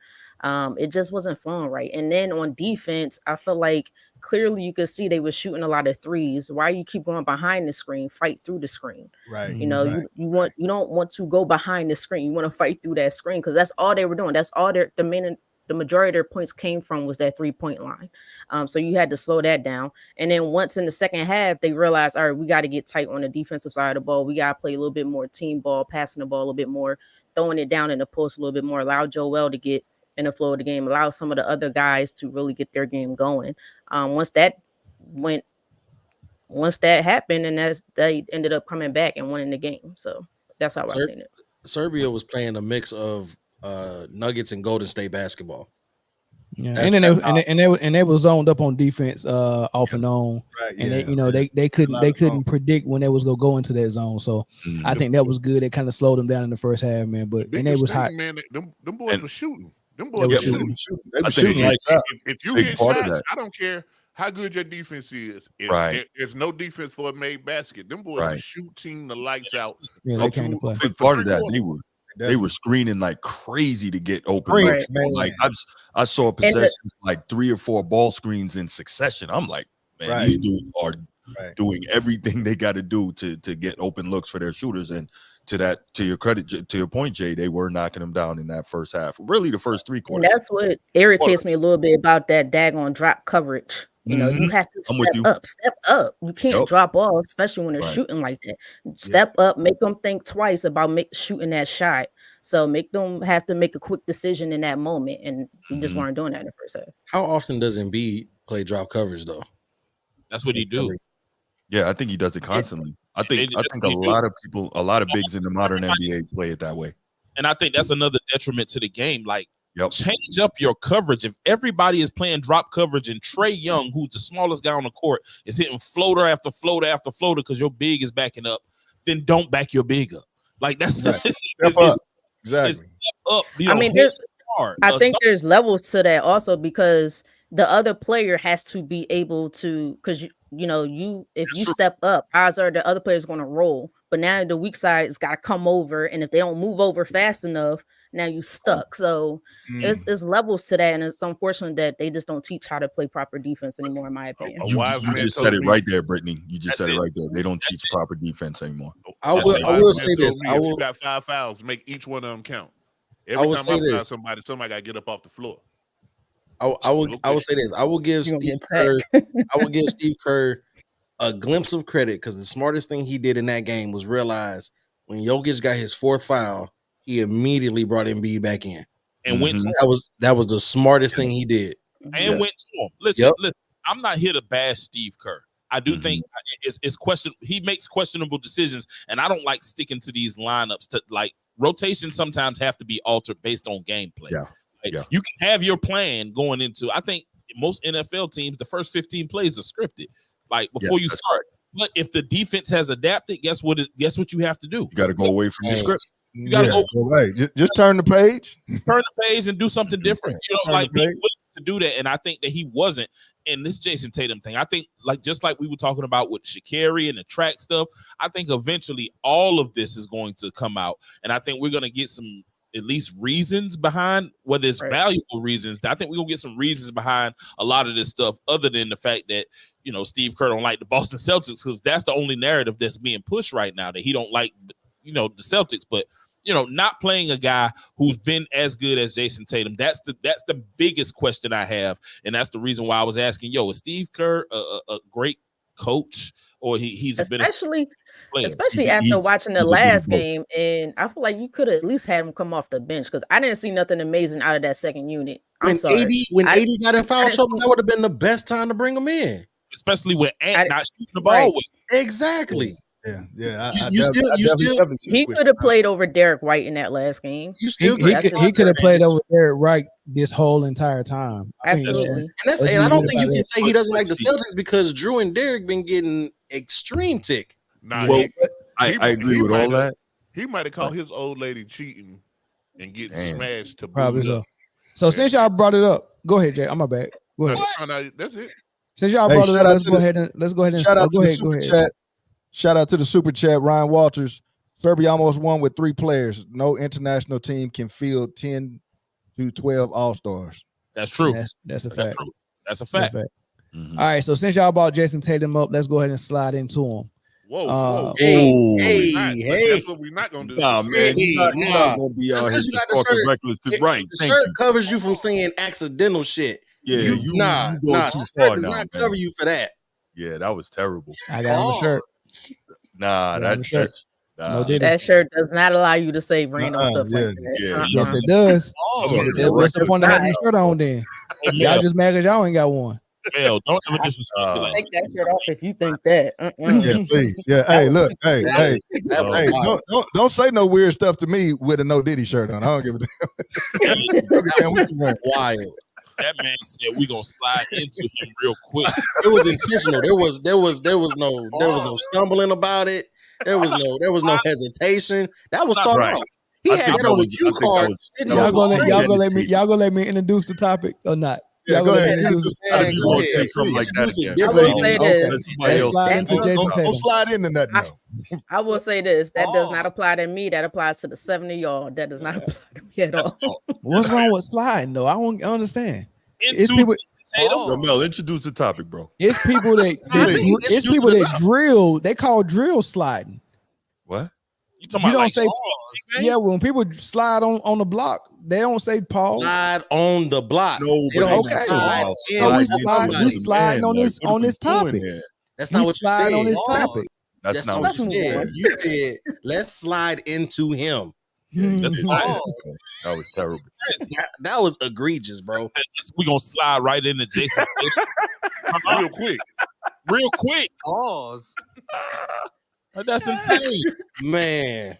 Well, what one of y'all introduce it then? Britne introduce it then, since I can't say it right. Go ahead. What we we're about to talk about Jason Tatum. Okay. You gonna ask me to introduce it? You got the daggone copy. I thought you was going to say the same thing. That's all you had to say. That's all you had to say, Mel. Speaking of Jason Tatum, right? No, listen, That's called a segue. Good one. What you say, Snow? Good one. You could have said that. You could have said, "Hey, we sliding into Jason Tatum. It'd have been all good." It applies to the 7 of us and not you. All right. Yeah, so, you did like that. Britne said, speaking of Jason Tatum, they talked about him on Gil's Arena, and they wasn't nice about it. You know, they talking about how he getting benched and how his teammate that that's his role player is getting his minutes. Man, listen to how they spoke about this, and I'm gonna come back and I want to hear from y'all on what y'all think about his self-esteem leaving from. Oh man, I just watched Jaylen Brown get Eastern Conference Finals MVP and Finals MVP. And then I come over here and I'm getting DNPs left and right while my role players are playing in front of me, man. Listen to how they spoke about this and then give me y'all comments. So I know the other way they feel bad too. Yeah. I know Derek White is sitting there like, fuck, dog, why you keep doing this to me? Yep, because you got to perform too. I'd rather be Halliburton at this point. Just, yo, yeah, let's go. No pressure. Mm-hmm. Versus I got to go in there and play and then come at the end, sub me out, and this nigga sitting for you to fool like this. My star teammate. No, looking at me like that. Like, look. Like, nigga, what's up, nigga? The highest paid player. That's you saying you did good. Quenched in the motherfucker. Because you know you got to walk by the water machine and everything. You did good today, bro. You did good today, bro. I know you would have won by 30 if you played, big dog. You would have won by 30. I didn't even want those minutes. They take no ankle. Steve tripping. No tripping. Like, imagine I got to. I ain't gonna play. Because you know where Jason Tatum's in the water right there. And I'm thirsty, the motherfucker just finished playing. And I don't want to walk by her, so I'll just sit down. You gotta swallow your spit. Mike, get in. Hey, Derek, you want some water, Derek? You want some water, Derek? No, I'm good. Motherfucker lips chapped in the motherfucker. With the white shit. Get in, Derek. Turn two. Scared to go by that water looking in his eye. I don't like this. Gotta forget for you, big dog. Like this at all. Listen, we got it. Yeah. Just damn, I'm in it. He can't get the 1 minute. He can't get the 5 minutes, 9 seconds. Go Barrett got. No. Like, I can't get 5. More. That's the audacity. It's crazy. The audacity. And you want to dap me up after the game? Stay ready. Stay ready, JT. Don't put me in for 5 minutes. The audacity. Yeah. Don't do it. No, don't do that. The audacity to have me on the team and not play me on the team, period. Y'all look. I came all this way to watch y'all niggas play. I did it in the hotel. My championship, I didn't even feel great. Like, think about the championship. They got before you gave it to us, like, all right, Finals MVP, Jaylen Brown. Man, what the fuck? Hey, so Jason Tatum, how do you feel about man, what the fuck? Hey, like, wait, you just said him MVP. Talk to him. Let me get my emotions. Like, yeah, this is a great moment. Now you're gonna have to do it all over. Put your hands down. Put your hands down, Ricky. Put your hands down, Ricky. Yeah, this is all great. Ladies and gentlemen, this is Gil's Arena presented by Underdog. And then now it's the same thing because you know the first person. You know the first person they gonna interview is. Yeah. How you feel getting your first gold medal? We worked hard. We worked hard. We did this. Media. Put your hands down. Put your hands down. Leave him alone. Leave him alone. Jason got some shit going on over there, man. He got a new baby coming and all kind of shit, man. So how you feel about this going on? Eric, man, how Tatum supposed to feel, man? Hey, man, I know he probably feels disappointed, dog. I mean, he definitely deserves some more playing time. Definitely probably feel disappointed, but at the end of the day, they probably gonna win the gold. So I mean, he can talk to Steve Kerr offline and say, "Hey, man, I need some more minutes, man. You need it's only one more game. It's only 40 more minutes left. Hey, need to let Derek White sit this one. It's only 40 more minutes left. Let Derek White sit this one, dog. He ought to get 37 minutes this game. Yeah, because he ain't really played the whole time. I know, right? Hey, they win gold, man. Jason Tatum ain't gonna get a real They're gonna medal. need the size. He should play the next game. They definitely gonna need the size. Yeah, they definitely. Yeah. So one thing I'm not hearing people talk about when they're talking, not just you guys, but in general, about Tatum not getting his minutes and then Derek White getting minutes. The thing is with Derek White, he's an extra ball handler. Pause. He's a dude who can really defend and do all the little things, but he doesn't need shots. And if he doesn't get them, there's going to be no complaint. So he's the type of guy that most coaches love to have on the floor because of those attributes. And I think that means something. I don't think Steve Kerr in his wildest dreams is thinking Derek White is better than Jason Tatum. That's why he's getting the minutes over him. I think it's just probably a better fit in terms of playing with all those other alpha type guys. If you don't think Tatum is mature enough and professional enough to get on the Olympic team and understand that he's not gonna get the same looks and the same shots and the same amount of shots that he got before, then you should have never picked him. No, they picked him and then got a replacement for Kawhi and was like, oh, this replacement is going to get all of Tatum's minutes. They don't make no sense because what Derek White does well, Jason Tatum does it better. Does better, absolutely. Everything. He can do everything that Derek White can do. Better. Yeah, hey, he should talk to him and say, hey, man, Derek, bro, say you don't want to play. Say put me. Say your knee hurt. Yeah, say you ain't got it tonight. The bottom line is it's messed up. There's not 10 guys on planet Earth better than Jason Tatum, period. That's fair. There's probably about 4 people he should be playing more minutes than that he's not. I'm not going to list the 4 because that'll be a controversy. But yeah, I think this is step 1 of a 5-step plan to break Dallas up. I mean, break Boston up. Boston, yeah. They are to break up a way whole over. Actually, 6. They are way over the tax. I see that differently, Jay. I see that.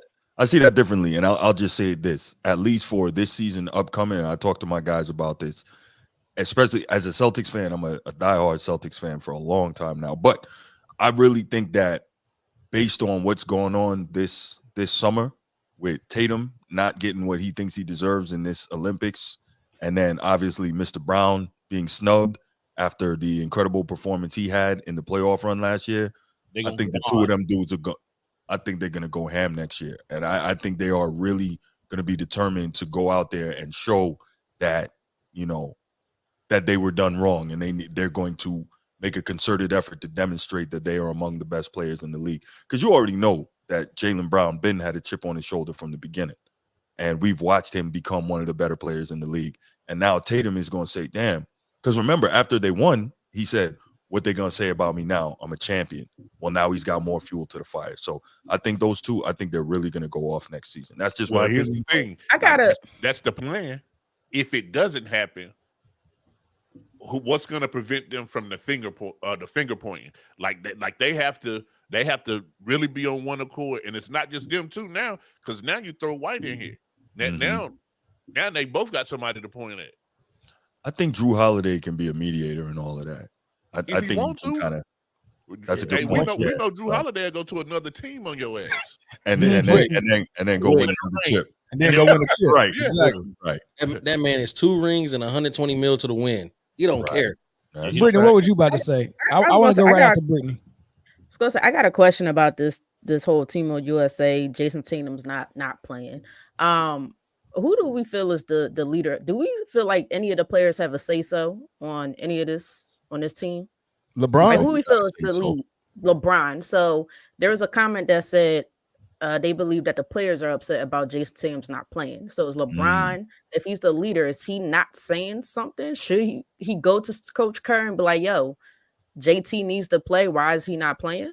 Well, LeBron ain't saying that. LeBron just still mad. about him Jason playing. Tatum dunked on him in his second year in the Eastern Conference Finals, made that poster. He probably still mad over that. So What can LeBron really do? Let's say LeBron says something. Then the narrative is LeBron trying to hijack the coaching and That's so a good if point. He don't say something, then he's not using his voice to advocate for his peers. So he in a lose-lose situation. Damned if you do, damned if you don't. Nah, it's even simpler than that. What can LeBron do when his biggest bankroll is funding this whole team?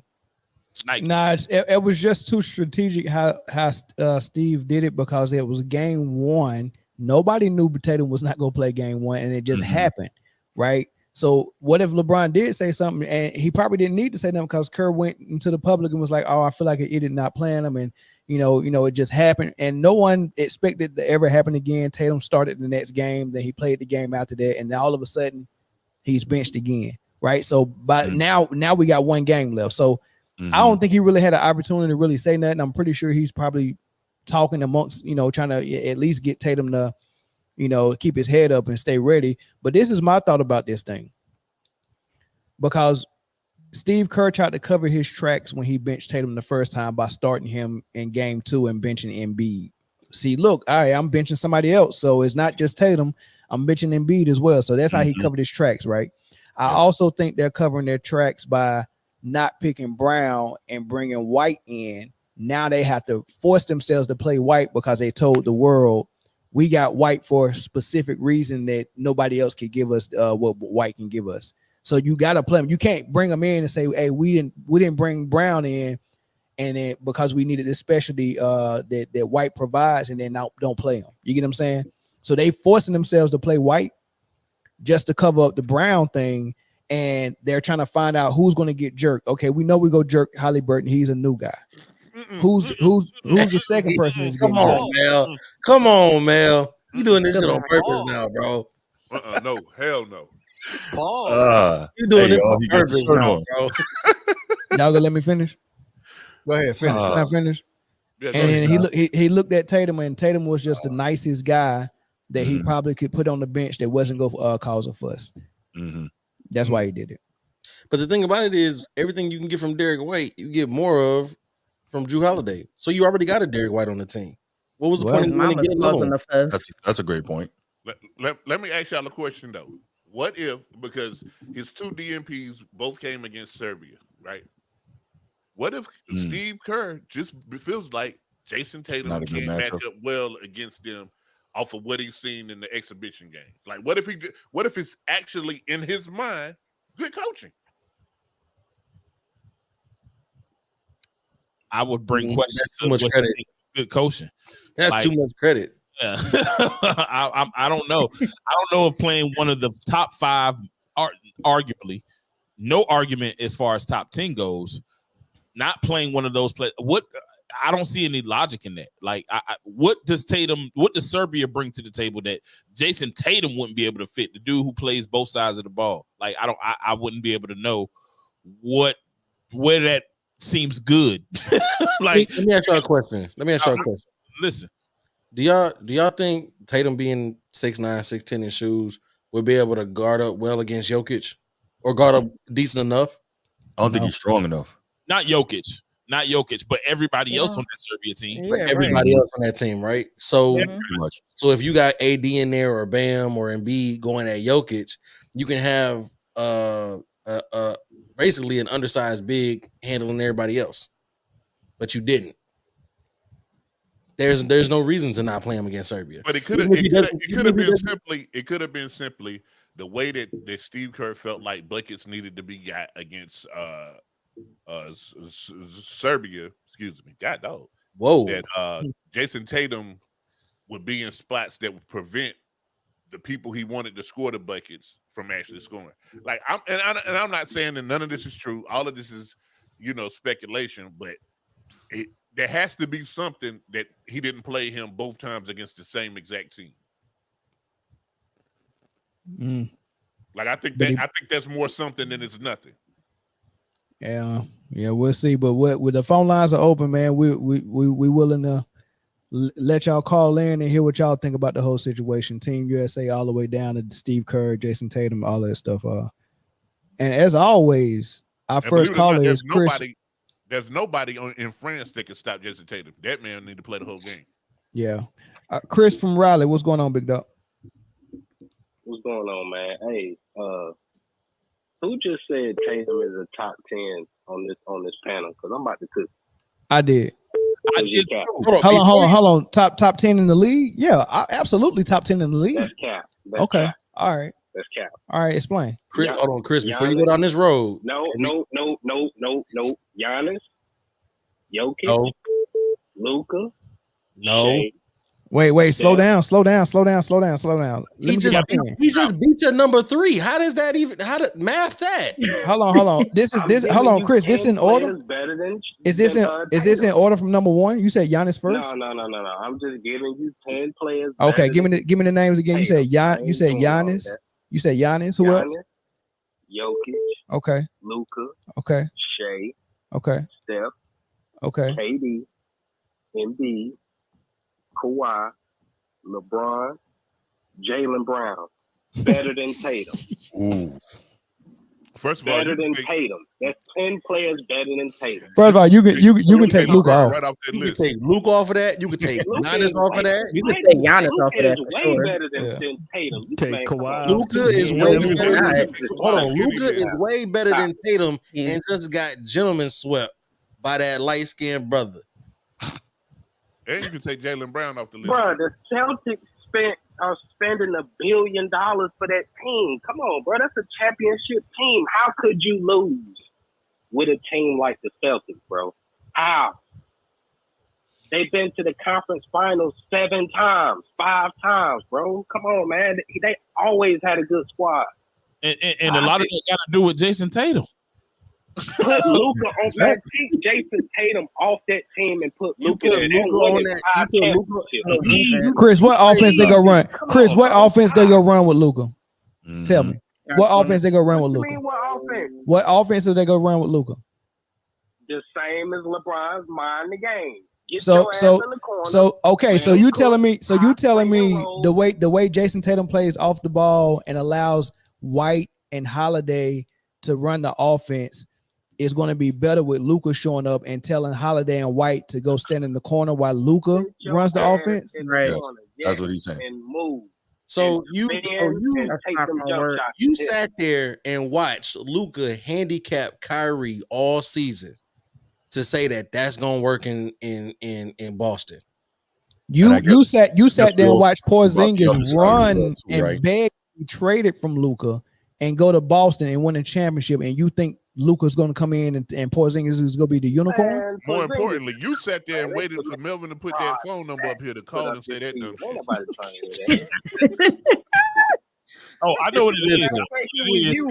I know you talking that crazy shit. Talking about Jason Tatum. He's a top 10. Get the fuck out of here. I just gave you 10 players better than Jason Tatum. No.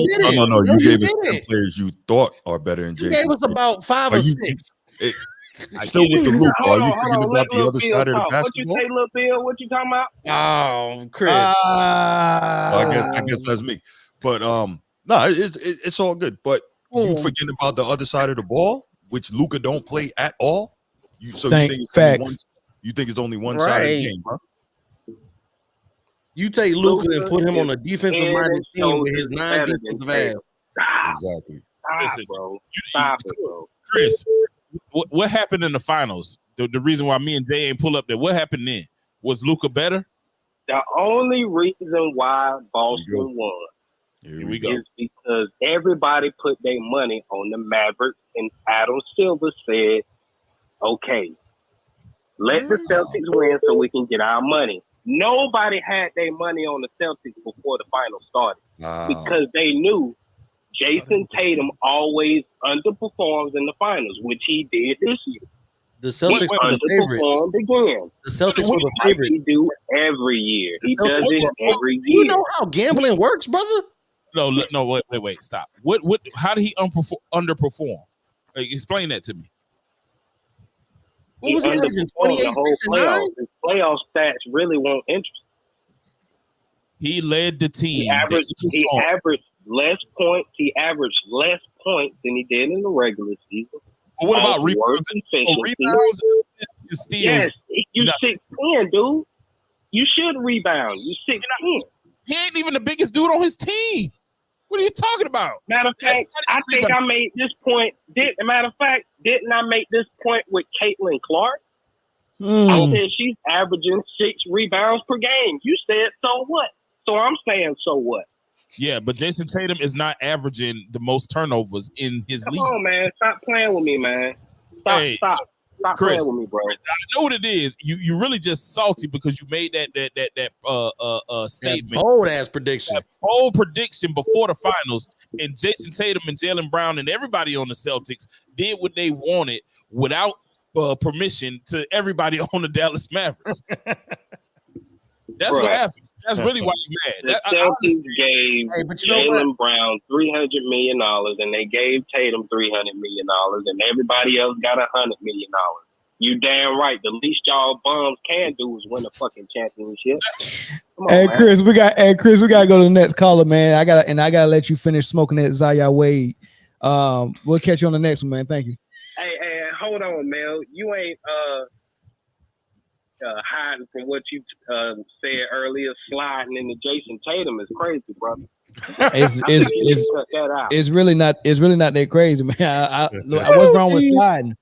What's wrong with sliding? When did sliding become a bad thing? Hey, Mel, it's not. Don't even, because he know what he's doing. He know better. He know. Okay. He know. We're gonna slide right into Jason. I'll be back to cook y'all, brothers. Next time bring some grease. Hey, Chris, next time bring some grease.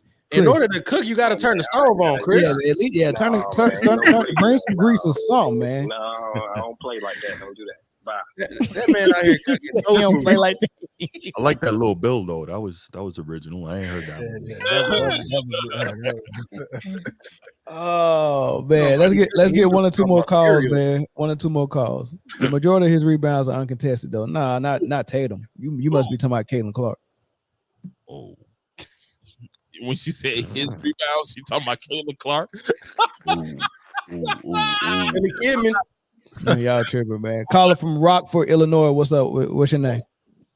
What's going on, man? It's H. Linton. Hey, who? Linton. This Linton. H. Linton. Oh, what's up, big dog? What's up? ATL Friday, Southtown Ride. Okay, what's up? Hey, Britne. Hey. The last caller was tripping too. I don't know what the hell going on tonight. He definitely was smoking on some bad shit. But he don't need no more up. Let it go, bro. It's all good. Anyway, KERR, he don't need to be Team USA coach no more. Like, I don't know what the hell that. I didn't even watch no games, bro. I watched all highlights. Like, I couldn't even do it. I couldn't take it. Kissed me out to the highest festivity that you can get. You know what I'm saying? Like, that nigga blew my high on the last one. What the hell is he talking about? What? Luka? Man, Luka ain't top 20. Like, man, get up out of here, bro. He need to learn to play some defense, lose 30 pounds. Yep. Be able to bench 250 to even get back on the court. Like, man, look, I'm tired of this LeBron Ball. What is the other nigga name? Luka Ball. Luka Ball. If Luka don't lose them 30 pounds, like you said, I'm calling him Luka Vandross all next season. Hold on. Don't do Luka like that, bro. Don't do Luka like that. That is not Luka's fault. Call that nigga Ruben Studdard or something. Shit, he could be the Ruben Studdard of the league. Whatever. Don't put it on Luka. In on some Luther Vandross disrespect. Man. Hey, Luka Vandross gonna be hard next season. Luka Vandross. I like that though. That's funny. Hey, Chris, man, hey. No, wait, my This bad. man said Luka Vandross. No, not Eric. Not Eric. Eric and G. I like Eric. Eric be talking that shit. Chris. What up? Hey, look at man. Don't be stealing my takes, bro. Every time I get ready to say something, you steal my shit. Stop saying what I'm gonna say before I say it. Who, me? Little Bill. Hey, my other takes. I was gonna say the same thing about Tatum and Jaylen Brown. Like, they need to go the fuck off next year. Like, I'm talking about just go run through the whole league, crushing everybody. If them niggas don't turn up, hey, Tatum, you want to be Black Mamba, all that? Look, bruh, you're gonna have to have a killer in you. I don't want to see none of that light skin shit. Let's get it. Oh my goodness. Yeah, he really got to stop invoking Kobe's name. You're right about that. He got to stop that. Man, yeah, man. Boy, you can't be acting like no little girl sitting on the end of the bench. Like, first off, Kirk, what he did to him was dead ass wrong. Cause like literally, the man just won a chip, got the highest contract in NBA history, and the cover of 2K, which I'm gonna get. But I'm just saying, like, this shit is atrocious, bro. Hey, like, Mel, what kind of rotation he got going on? Mel, I ain't gonna lie. I'm gonna need a shirt or a hat or something. Luka dead by Luka Vandross is crazy. Luka Van is crazy. Long ago. Oh man. Never too much, never too much, never too much. Only for one night. Oh. Only for Eric, wow. Eric, you really got to stay away from the singing. Don't do that. I like a smoker to sing. Don't do that. But hey, man, I'm gonna get up out here, man. I just called. All right, bro. Thanks for the call, bro. Oh man, that man gonna be singing to Kyrie. This house is not a home when they lose. Oh man, my man came on and said, "Hey, Britne." Yeah, Luka Vandross is wild though. That's tough. Hey, that Luka dead by comment was off the chain. Oh man, I'm tight about how Luka Vandross kind of rock. We can't give him that quote of a nickname, man. He ain't earned that shit. Hey, we got to get that shirt, man. Hey, Mel, can I get an extra? Can I get the Bruh, shirt? hey, I gotta make a Luka Vandross tonight. Luka with a little a Luther curl. Yeah, you gotta give him the curl. Oh man. Put the Luther curl, big Luther. Oh boy, that junk. I'm gonna have that dance with my father on there.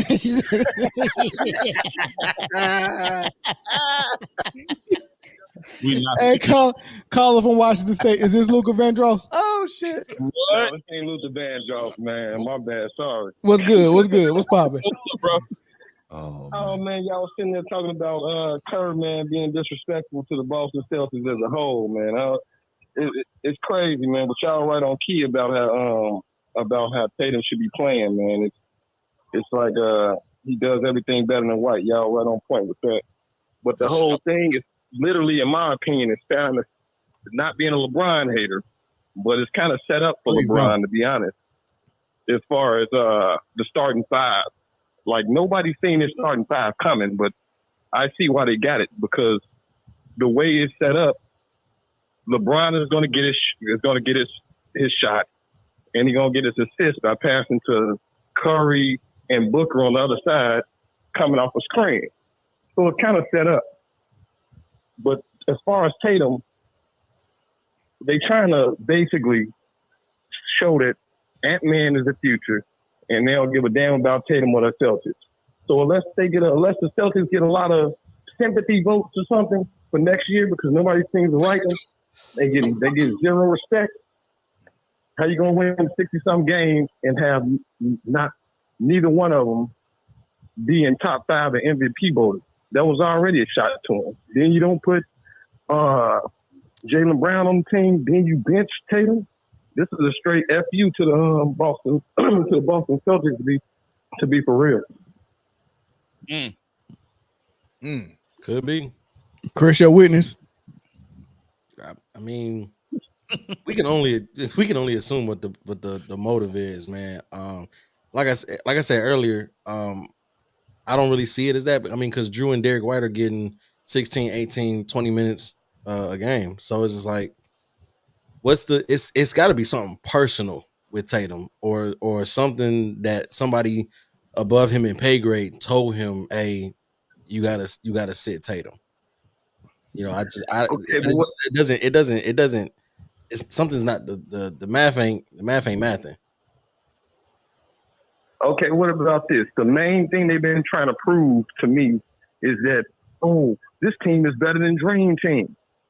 And they've been trying to do a mixture of stars plus role players.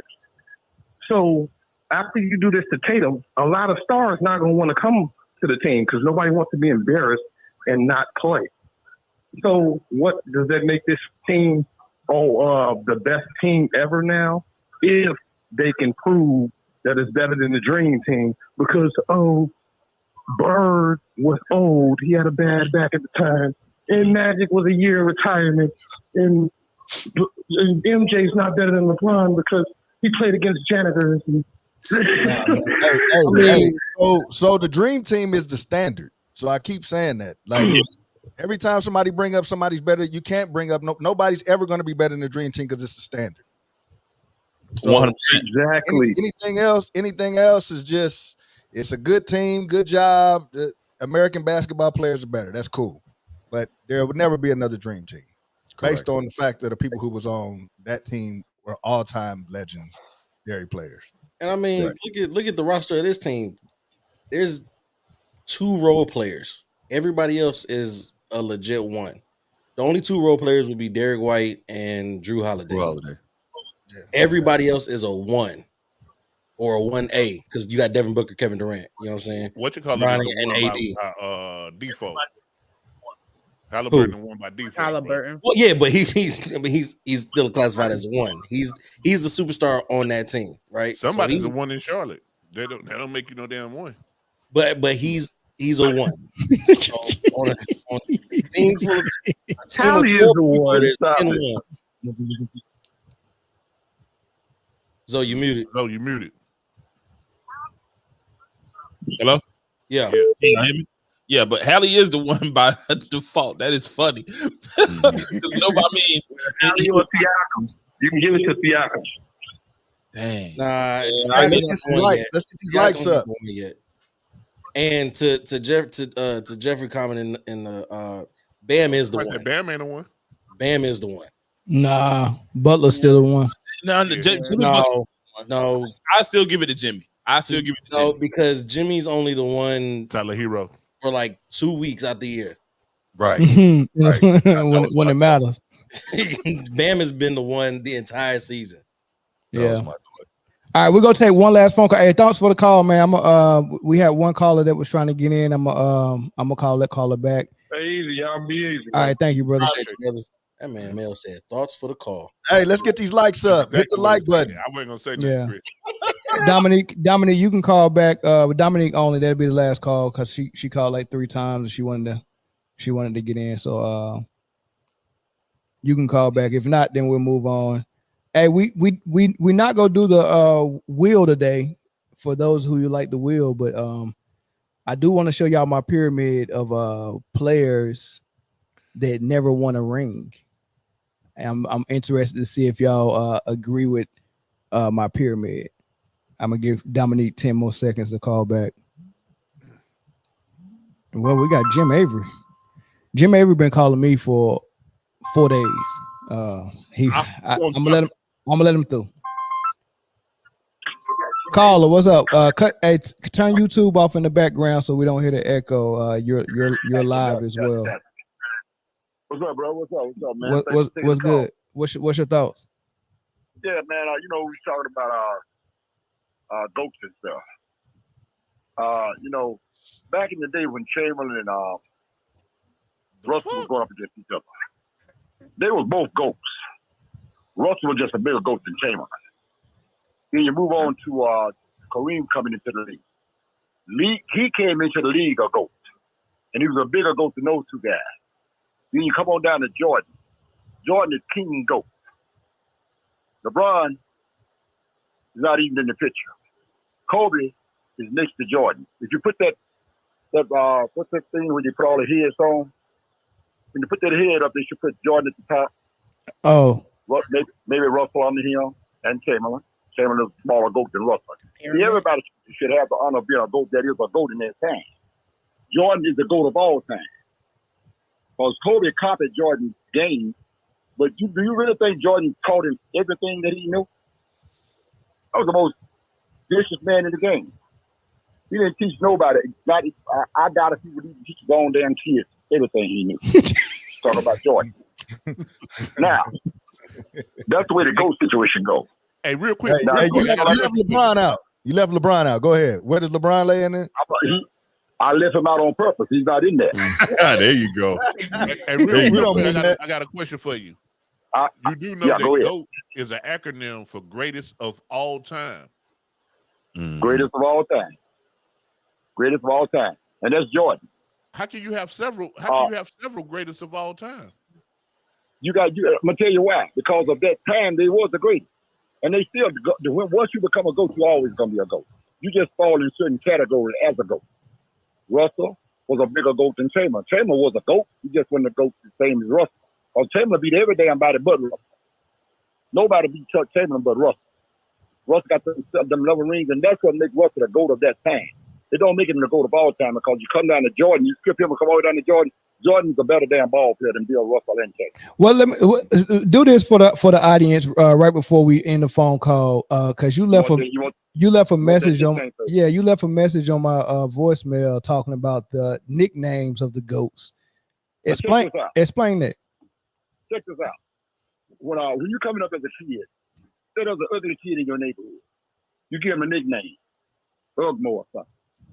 It's gonna be hard for somebody to come in your neighborhood and out ugly that kid because his nickname is ugly. Now, Jordan got quite a few nicknames. Yeah. You got L Jordan.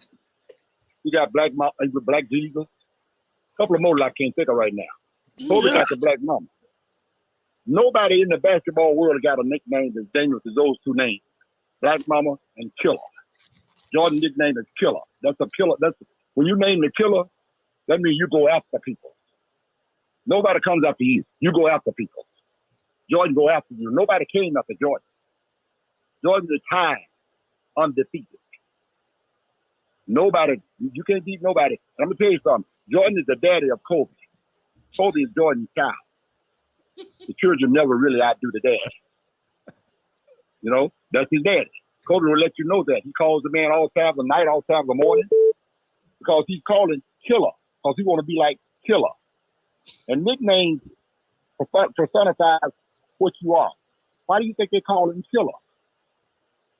Because he can't be touched. Killer means if you're in the mob, you're a killer. Everybody feels you. Everybody feels Jordan. Nobody feels LeBron. We can call his name now. Who feels LeBron? But his nickname is King though. King don't do what all King do is order people to do shit. That's all they do. They don't go out and do shit themselves. They just sit back and do like LeBron do. So yeah, LeBron ain't did nothing. He's not to be called no damn goat. Not to be called no damn goat. You might put a goat head on him, but you don't call him no goat.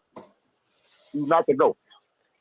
I mean, if you go to football, you know who the GOAT of football is to me? A lot of people think it's Brady. Brady's not the GOAT. Lawrence Taylor's the GOAT of football. I knew he was going to say that. Lawrence Taylor's the GOAT. Lawrence Taylor guy, yo. You seem like it. I am. Now, you got other GOATs. You got other GOATs in football. Lawrence Taylor is the team GOAT. Is the big GOAT. Now, and that's what it should be in basketball with all of us. We should name Jordan top. Anybody from Chicago that goes against Jordan be the GOAT, ought to have their ass whooped. Because before Jordan came here, I said, what? You know, they call him Go James. Go James. They should call him Sheep James. Not they should be calling him Sheep James. He should be Sheep James. Because Go belong to Jordan and Kobe. Go until someone comes along and it's not LeBron and take it from Jordan, them six undefeated finals, them six damn rings damn near in a row. So you get all the numbers you want. Until you get them things from Jordan, you ain't gonna beat it. You ain't topping it. I don't see nobody else getting 6 rings like Jordan got. Ain't nobody gonna ever get that again. Yeah, they had a perfect team too. They might soften the game up enough for somebody to get it. So they keep on softening the damn game up like they're doing.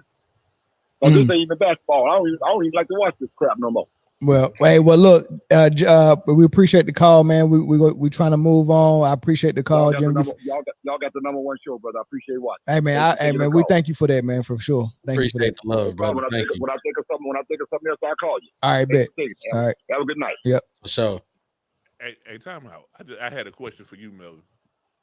Did you say that his name was James Avery, like Uncle Phil? I think it was Jim, but Jim and James is the same thing, right? Yeah. Why he don't want me, man? I'm sorry, but that's how my ADHD works. That's a gold episode, though. Hey, Zoe didn't do no work on the ship, did he? He just go there. All right, so we finally got Dominique on the line. Dominique, go ahead. You got about 45 seconds. Oh, I'll be last. I just wanted to tell you guys that Jason Tatum, Kerr has no respect for him. That's very, very clear. He clearly doesn't like the guy. It's not a mystery, but I don't think that there's a big deal with him not playing. Fine, but Kerr is not using a basketball reason to bench him. But there is a basketball reason. He doesn't always defend, and he doesn't always show up in the fourth quarter. So when you disappear, when you have to win, then I want Steph. Maybe I want LeBron to bum rush the lane because we saw Tatum get that out your mouth, Dom. You want LeBron there? Just hold on. You're taking up my 30 seconds or whatever I got. So, maybe I want LeBron to bum rush the lane, because Tatum, we saw him miss dunks. We saw him miss, where's my bag? We saw him miss dunks. We saw him miss everything. He was missing dunks, layups. I prefer LeBron to bum rush the lane than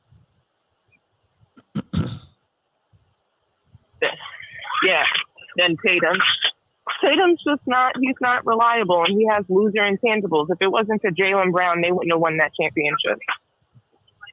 So that's all I got for you guys. All right, man. Safe travels, man. Thanks for the call.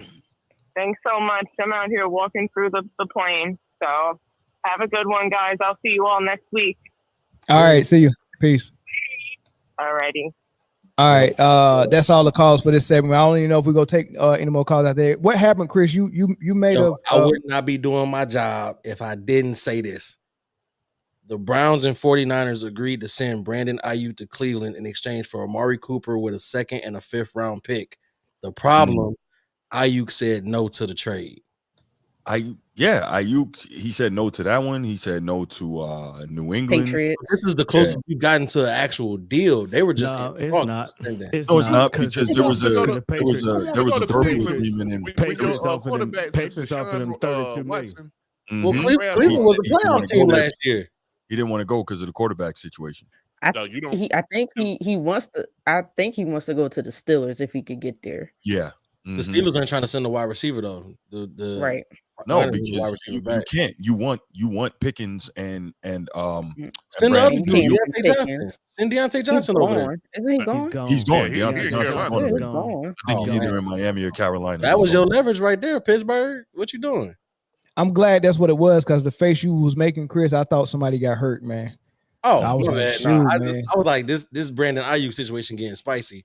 There was also supposedly a verbal agreement in place with the 49ers and the Steelers for Brandon Ayuk to head that way. But I think at the end I believe that Brandon Ayuk wants to stay in San Francisco. He just wants to be compensated in the way that he feels he deserves. I think there's a specific. I think they're only like $3 million apart though.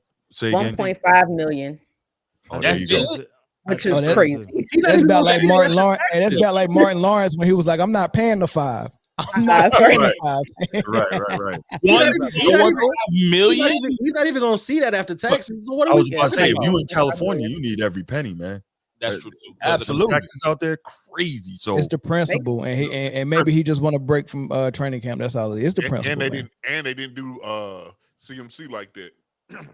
Right. Well, that's because CMC is the linchpin of that offense, though. They need him for sure. Yeah, that's a crazy choice of words to say linchpin. But you know what? I'm good. I think Ayuk genuinely wants out of that situation. That is a wild. With all the rumors coming out of San Francisco. All right, before we get to football, let me show y'all my pyramid. Let's do it. Yeah, let's see the pyramid. This is the players with no rings. This is my pyramid. It's not gonna be trash, but y'all let me know what y'all think, man, as I bring this up and show. And as you can see, J-Lo over there with plenty rings teasing them because she got all of them. But these players He's the best graphic ever. Oh my gosh. All right, man. Read it and read, man. Let me know what y'all think. How did I do on it? I like that for the most part. I put Barkley in tier 2, and I put Ewing in tier 3. Who's taking out of tier 2 for Barkley? Okay, so I would take Dominique Wilkins out of tier 2 and put Barkley in. Don't do me like that, Bruce. It's no disrespect to the highlight film. I'm just, I think it's Barkley. I understand. I'm gonna take Mac tier 4. This is Well, tough. but you got that's tough. This is tough. Very tough. I would swap AI and Carl. You would have AI as the GOAT. No. Not in the ring. No. Yeah, He can't carry that. He can't carry GOAT of no rings. I don't know. Like he been Carmelo.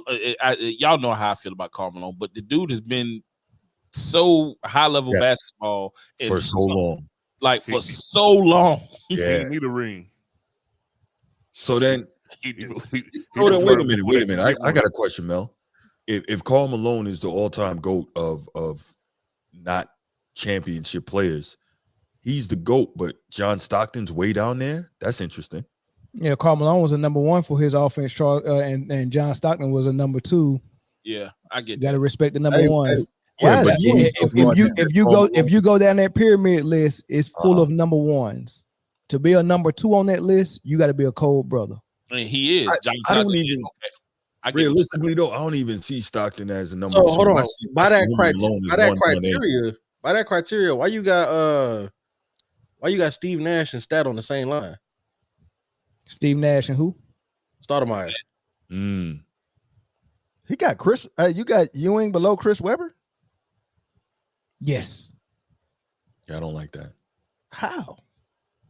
I'm cool with Chris Webber. Chris Webber. The only reason Ewing didn't win a championship because he kept running into Jordan. Correct. And the only reason why Webber didn't get it is because they was cheating for the Lakers. Facts. Here we go.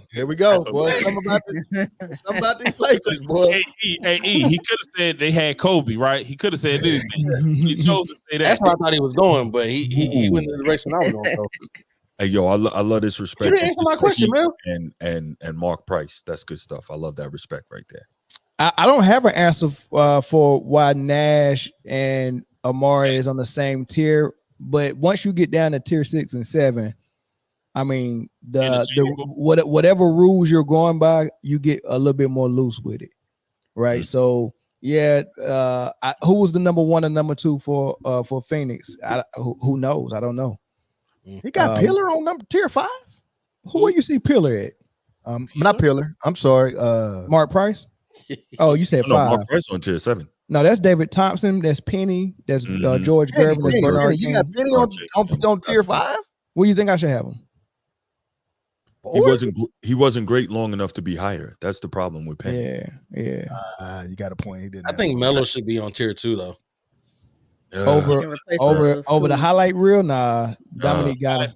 Over AI. Which one? I told y'all I pushed AI up. So I didn't mess with tiers 2 and 3. That was hard. Nah, I gotta swap the highlight film in Sir Charles. I got to. Is that Elgin on tier 3? Yes, it is. Yeah, you'll hear something that you probably won't ever hear from me again. I like this. I wouldn't change a thing. There we go. Wow. There we go. Okay. Wow, Jay. By the way, super cap. By the way, we got a bunch of sailors on here, so shout outs to y'all. Elgin Baylor was an Army reservist while he was playing in the NBA. Just thought I'd throw that out there. That's pretty. Move him down the list. Move him down the list. Now it all makes sense. Hey, he did a good muster on the weekends. Thank you Thank you for your service. Move him down the list, man. Thank you for your service. The list is not bad. No, the list is not bad at all. It's not bad. I was just. It's personal preference. I have no complaints. Yeah, I wouldn't. The only thing, like if I would nitpick, but I can't think right off the top of my head who I put on there. I wouldn't have Yao on there at all. No, yeah, don't deserve to be on there. Yeah. Oh man, nah. Why he didn't play enough? I mean, he just his face is so really big. Just that right there is enough for me. I think his face is too big to be on. Well, the he's like if we're honest, 16 inches, dog. What'd you expect? If we're honest, was Yao really any better than Rick Smits? I don't think so. Yeah, you know what? That's a good point. They were about on the same level for sure. That's fair. That's fair. Rick was J-Lo good, got man. J-Lo got all the Very rings. good. J-Lo got all the rings. J-Lo can, J-Lo getting Hey. rings. These dudes ain't. If you become famous, you got to marry J-Lo. It's part of the criteria. J-Lo close to Jordan, ain't she? It's a humiliation ritual. You got be like, hey, let me go and get my J-Lo marriage out the way. What's she on? She Hey, on her last name fifth one, ain't T-Mac she? is on. T-Mac is on tier 4 last name. Oh, he's there. He's there. He on tier 4 last name. Mm-hmm. Yeah. All right. So let's move to football, y'all. I appreciate that, man. Thank you, J-Lo, for the list. All right. Not it's sponsored by J-Lo. Not it's sponsored by J-Lo. Look, man, that was list missing should a have been ring. sponsored by K Jewelers. Here's Jared. Oh man. All right. So let's go ahead and start on football. And I want to talk about 2024, what Vegas is saying as far as their predictions and their odds and all of that stuff, right? So I want to start with coach of the year, rookie of the year, MVP. I want to do all the stuff, but just the main ones: coach of the year, rookie of the year, offensive rookie of the year, Super Bowl champs, all that good stuff, right? I show you what Vegas is saying, and then we'll talk about it, right? So you have got to be shitting me. Yeah, you have got to be shitting me. Wait, is Matt Eber plus? Listen. He's the head coach of who? The Bears. You bugging? Push him way down. Hold on. First off, I'm gonna go ahead and get this out the way. Dan Campbell should be on there, right? But I'm gonna stick up for Ian and J. Where the hell is Andy Reid? Thank you.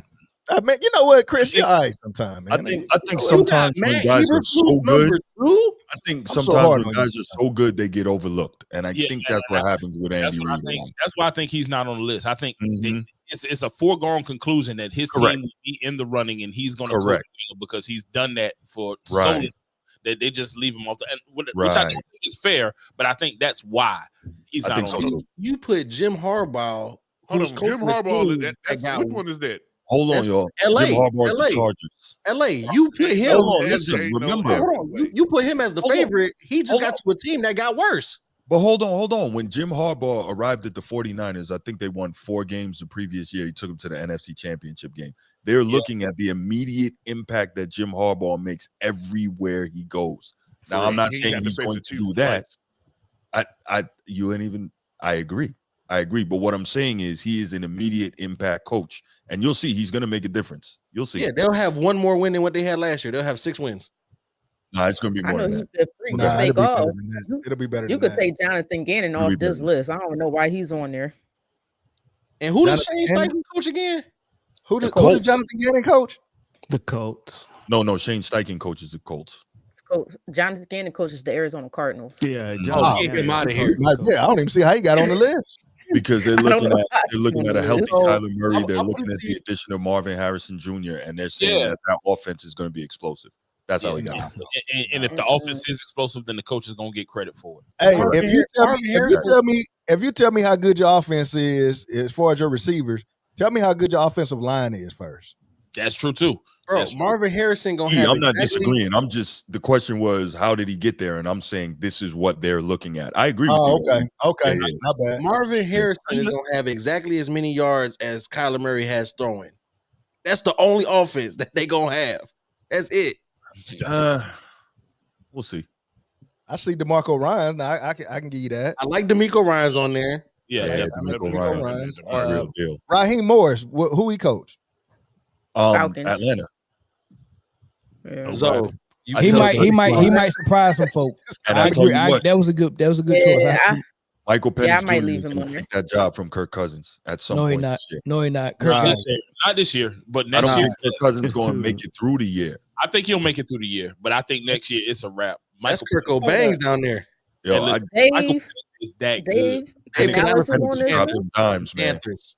Mike McDonald. Huh? Dave Canales is coaching the Panthers. and he's on this list. That's my point. How is he? I don't on think that he should list? be on Now, this that's list. that He should is not be on this list. I don't crazy. I guess Yo, that, you Mel, know what? where these odds come from? You know what? Where is the Cowboys head coach? Sports FanDuel. FanDuel? There you go. Yeah, Oh my not good. God. Oh man, it's Yeah, one of them. I was I looking at got some to of the check. Vegas lines earlier. Bro, hold on. this Matt is wild. Eberflus, I'm still bugging about that. Do they think that Caleb Williams is that much Yes, of an improvement? Oh well, it's so Chris. It's not just Caleb Williams, right? Remember, Caleb Williams might be walking into the best situation the number 1 overall pick ever walked into. The defense is better. He's got 3 legitimate receivers. He's got a legit tight end. They fixed the running game. It don't mean nothing when you ain't got no time to throw the ball. What about his offensive line? They gave this dude everything that give they him could no give him. offensive line? They've been trying to rebuild this team for like the last 18 months. Caleb Williams is going to be okay, and I'm no Caleb Williams fan, but he's going to be all right. I think Caleb Williams will be okay. I'm just concerned about the team he's on. No, the team is probably going to win a couple more games and be 3rd in the division. Oh, my bad. Did they replace their left and right tackle? That was good. Not my bad. Yeah, not the right tackle. I think they replaced the left tackle though. Let me see. That line is still Swiss cheese. Listen, what you got next, man? What? Go ahead for the next clip, man. Okay. They got Kansas City having the best. Shit. I mean, shit. We don't got no argument with that. Don't worry about that. With MVP odds, they got Pat Mahomes with the best odds. They got Josh Allen and then CJ Stroud, number 3. I'm not mad at CJ Stroud, but this Josh Allen love has to stop. Yeah, please. I know he's got hope. This is the last year. It has to stop. His team is another team that literally got worse. Listen, it's over after this year. Unless he somehow pulls a rabbit out of the hat, I think after this year, people start putting him in regular, normal quarterback conversations. And Thank you.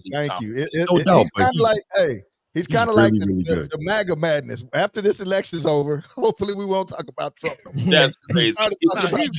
You just called Josh Allen Donald Trump. Yeah, I don't want to talk about it no more. I don't want to talk about Josh Allen. Now, Josh Allen is literally Peyton Manning. As far Correct. as going against Tom Brady early in his career. That's right. Yeah, that's fair. Sure. That's a very good analogy. Great one. He has all the talent in the world, but to put that to say that his odds of winning the MVP is better than Lamar Jackson's, that's disrespectful. That's crazy. Well, the reigning MVP. I don't think. Come on, bro. How y'all feel about the Jordan Love? He kind of high. That's not bad. That's not bad. It's a hype train, but I'm not mad at it though because that team if they play well, Jordan Love if they play well, it'll be because of him. If they don't, it'll be because of him. So right. Correct. But real quick with the Lamar Jackson piece, the problem is that if Derrick Henry's healthy, he's going to take away some big stats from Lamar Jackson, and I think that statistic is going to hurt his MVP case. Stop running your I'm quarterback. I'm not going to put that much stock in Derrick Henry because Derrick Henry is known to get hurt. Yeah, well, because he was running 1,000 plays a game in Tennessee. Yeah. And he's still every year he's been healthy over, I think the last 5 years he's been top 2 in the league in rushing. Like the dude is a monster. Listen, I do agree with that. Like he's been a monster. The problem I have is with the running back position in the league, they fall off cliff something serious, bro. When they fall, they go down, and it's like I don't even recognize you anymore. You know, at the same time, and I'm nervous because Tennessee used Derrick Henry the way that they used him. That he's going to get the there, and I think it's going to be you're going to force feed him at first because that's your new toy. Pause. But I do think that Lamar is going to take carries away from him versus him taking carries away from Lamar. There you go. I don't think so. It's the same thing that happened to Reggie Bush. I mean, Reggie Bush became a shell of himself. Bro, if you have Derrick Henry, why would you have Lamar taking carries from him? That's the ideal logic. He should be taking those hits off of Lamar Jackson instead of vice versa. Why would you do that? Look, that's the dangerous part of the offense is that you don't know if Lamar's going to throw a 30-yard bomb. You don't know if he's going to run it 30 yards. You got to account for that. So the RPO game going to be something sick. You got to account for that. Right. Now Derrick Henry, you can live with Derrick Henry running 15, 20 yards on you. Can you live with Lamar consistently doing that all game? You can't win. Let me hear from the quarterback on the show, man. I mean, you see, it ain't number quarterbacks on that list. It takes a active guy for a non-quarterback to win MVP. How do you see this list? I'm not mad at Patrick Mahomes. Can't be. No. Josh Allen. He was a turnover machine with receivers. What's he gonna do without him? Yeah, no Diggs, and they got him number 2. He's basically the more conservative and not the force the NFL. ball to a number 1 receiver. If you're gonna play that type of conservative football, how you gonna put him on the MVP list? The numbers is gonna be hard for new numbers to be there. Yep. I'm not. What they're gonna do? Right. They're gonna run the freaking hell out of him. Is what they're gonna do. Him and Dalvin Cook. Him and Dalvin gonna stay healthy. I was about to say, Dalvin could get you about a quarter of the season before he on IR. Right. No, it's James Cook. It's not Dalvin Cook. It's little brother. Little Dalvin. I get it. Right. Little Dalvin. Correct. CJ Stroud. I'm not mad at that. Joe Burrow was hurt all last year. I think people kind of forgot that dude can absolutely ball. Monster. He's a beast. Jordan Love had a good playoff. I mean, he was trashed at the beginning of the season. Maybe it clicked for him. I don't know. We'll find out, though. I think we'll find out early. Well, the final 8 games of the year, what was he? 18 touchdowns, 1 interception. He was a fantasy gem in the half of that season. Last half of the season, he was great. He found his rhythm. Lamar Jackson, I don't understand how he's not number 2.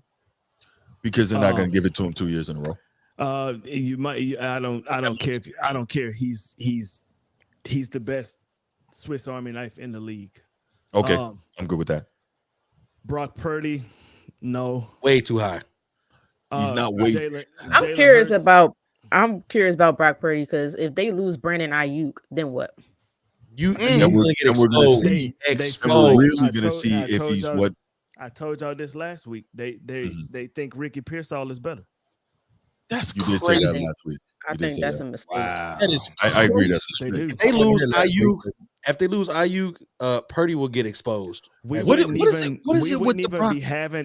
even be having this conversation about Brandon Ayuk if they didn't feel like Ricky Pearsall could step into his place. That is insane. That's a great point. Real talk. I don't understand. I feel like Brandon Ayuk, the defense has to, spread out a little bit more because now you got to cover Brandon Ayuk. You stretched out more. When you take him off, now you're only focusing on Debo, who's not the best route runner in my opinion, and CMC. So you could double those guys. And I know you got George Kittle there as well, but I just feel like Brandon Ayuk helped to open up everybody else as well. I think if kind of goes like it went hand in hand. I agree, Britne. I think if you take Brandon Ayuk out of the equation, now I can play 7 in the box, and I ain't really got to worry about nobody else. And it's was that a pause moment somewhere? 7 in the box is crazy. Yo, listen. 7 in the box is wild. I was about to say, Britne, I agree with you. Pause. Britne rattled off about 3 of them straight. I know that's all. And then Corey came back with 7 in the box. Ain't nothing wrong with that. Well, first of all, I don't need to pause it because I'm into men, so ain't no pause for me. That's pause for y'all. But Bruce, I mean, tell me something that Brock does other than 5-yard dump offs and screen pass. See, there we go. Right, I'm not a 49ers fan, but I don't like fake narratives. Right, I'm a journalist, so I've been hearing this, and I did the research on this. Brock Purdy led the league in yards per air attempt and yards per attempt last year. Right, this is not 5-yard dump offs and then they run with the ball. So check this out, Bruce. You got to go do it. Yes, I'm not mad at you. I'm not mad at what you said, but everything that Brock Purdy throws is over the middle. Everything is. Go back and watch film. No, he throws a lot over the middle. You're right. That's how they scheme the offense, though. What Baltimore did was they took that away. They used what's the big free safety's name? Kyle Hamilton. They used Kyle Hamilton in the middle. He was a crazy center fielder. Yes, like 4 picks in the first half or something. It was something crazy. But as soon as they took that all away, he couldn't do it anymore. He didn't know what to do. But the thing about Brandon Ayuk is that he can drag stuff across the middle. No question. Something serious, right? Which opens up other things. Exactly. So you're gonna run a little bit of Ricky Pearsall across the middle. Ambulance route. Yeah. Well, Can he get but off the line? is it an That's the ambulance route? You question. can't hit receivers across the middle like that anymore. I Well, can yeah, Ambulance route. you can hit them. You're gonna deal with a penalty, but you can hit them. I'll take the first one. But look, take the here's the thing, right? My bad. Just to respond to Chris real quick. Whoa. What? Bruce, you ain't from Pause. man. There's only one guy that says, "Here's the thing here." Oh yeah, you can't take my the God. man. I thought he said pause. I thought she was I'm just playing, man. Go ahead, bro. Oh, my bad. Right. No, I was responding to him earlier. My thing is this, right? If Bruce, you should have said it. I'm just playing. When it comes to Brock Purdy, if he was a first round pick, nobody would be asking all these questions about him, right? We have to just sit back and look at what he's done. This guy's been he's going into his 4th year now, right? He's been to third. This is third. This is third year. Okay, right. So 1 NFC championship, 1 Super Bowl, and in said Super Bowl, when he left the field for the last time, his team had the lead. Like Brock Purdy, yes.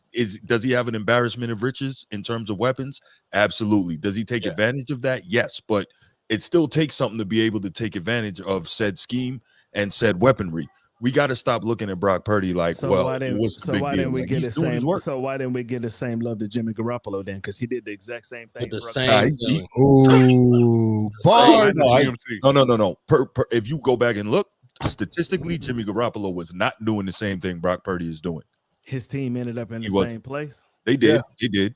But Jimmy was definitely doing 5-yard dumps. But if I'm not mistaken, Jimmy cost his team the Super Bowl. Brock Purdy did not. Am I right on that? Yeah, he did. Yeah, he did. And I can speak on this because my team was Jimmy didn't cost his team the Super Bowl. Who? Jimmy Garoppolo didn't cost the 49ers the Super Bowl. That's not what happened. I thought he did. I believe he did. He didn't leave the field leading. Happened, he didn't leave the field leading with the Niners leading on his final possession. What happened? They got a turnover, and all the 49ers ran over there into the end zone and was celebrating. And 1-5 said, "Okay, I got you." Shouldn't even. And he had no more incomplete passes for the rest of that game. Yeah, you got a point there. That was what happened. Yeah. Remember, I told y'all earlier there's certain guys you can't taunt. Yeah, stop. You can't talk that. We know that. Hold on, Mel. Go back to that. Go back to that last point, Boogie. Good point. I want to address this as the residential Lions fan. The only way Jared Goff will be in the MVP conversation come into the season is with 5,000 yards, 50+ touchdowns, and the number 1 seed in the NFC. And everybody else is injured. I'll get an MVP before Jared. That is, and Jared Goff. Jared Goff is. That's your man. He had decent numbers. I mean, he was like number 2 in passing yards. He was very, very good last year. Yes, he was. You put him up against a Patrick Mahomes, Lamar Jackson, even a Jalen Hurts might have a resurgent season. You know what I'm saying? It's like I said, he has to throw for 5,000, 50 touchdowns, and they got to have a number 1 seed. That's probably the only way he'll be in consideration.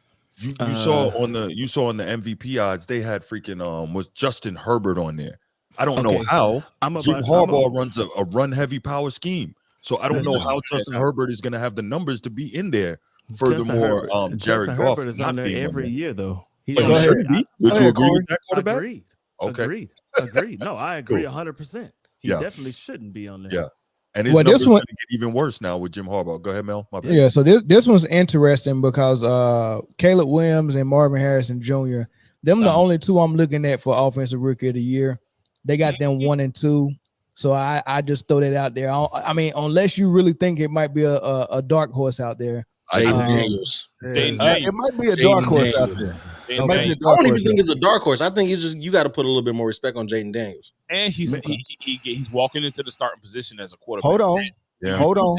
When you do if they use him, which they may not this year, I don't know. He's a rookie. Yeah, I mean, Xavier Worthy may be a got Austin Eckler for a reason. Who talking about Commanders? Yeah, you're right. They're going to just remember this name, Xavier Worthy. We run a 4.19, I think. I'm not mad at it. Here's the thing about that, and I'll get more in depth to that on Kingdom Come. But he'll have decent numbers. He'll have decent numbers, but he won't be offensive rookie of the year. Nah, not over these guys. I think the only thing that stops him from being in consideration for offensive rookie of the year is Yeah, that you're ball right. is going to get It might be spread true. That's around. why I said if they use him. That ball is going to get spread around in Kansas City. Yeah. There's a lot of receiver play that's going to be happening in Kansas City. Especially versus, look at the teams that he's going against. You got Marvin Harrison up there. He is the number one guy. No questions He asked. is, no question. You got Jaden Daniels, who's the quarterback, and then you got Malik Neighbors. Neighbors. Who was playing wide receiver in New York. I don't even know how you got JJ McCarthy on this I have list. when no they just idea. got Sam Darnold as the number one. Right. I have no idea. You're right. You're right. You're absolutely right, Chris. Don't be surprised if Drake May don't work out, because you watch anything training camp to do with them, he's not looking that great. They said Joe Milton was on fire. Surprised if Joe Milton take that. might have that. They said Joe Milton was on fire in that preseason game. I watched it. I saw him last night. He looked like the better quarterback, and that's Do crazy. y'all remember the last North Carolina quarterback to be drafted real high? Trubisky. Number 2 overall. There's something to be said about drafting a quarterback from UNC. Don't do it. Don't do it, please. But Sam Howell wasn't that bad, and he got forgot all about him. Trubisky was terrible. Daniels. But is he great? No, they went and got Jaden Daniels. So Yeah, Sam Howell, I believe, is in Seattle now. Who? Is he in Seattle? Yeah, I believe he's in Seattle now. Who? He's not in Washington anymore. Sam Howell. Sam Howell. Yeah. The one player on that list that I think everybody should look out for is Keon Coleman, because Josh Allen ain't got nobody else to throw the ball to. Right. That's a fair point. Yeah, very valid point. A basketball player on the football field. Now, All right, so I think that tight end, gosh, I can't think of his name in Buffalo. Is it Dalton? No, Kincaid. Dalton Kincaid. Yes, it's both of those from Utah.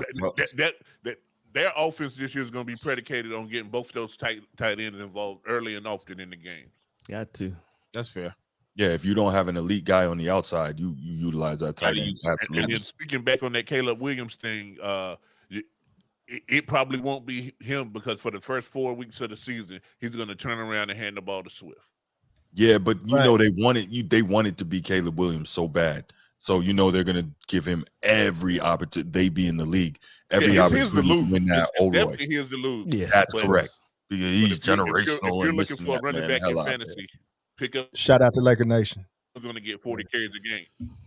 So I'll go back to the MVP list real quick, because I got it kind of burned in my head. I would have took Dak off.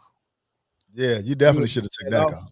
Because you can say whatever you want to say, Eric, but I'm taking him off if they don't sign CD Lamb, because Jerry just told y'all he's not in a hurry to do right.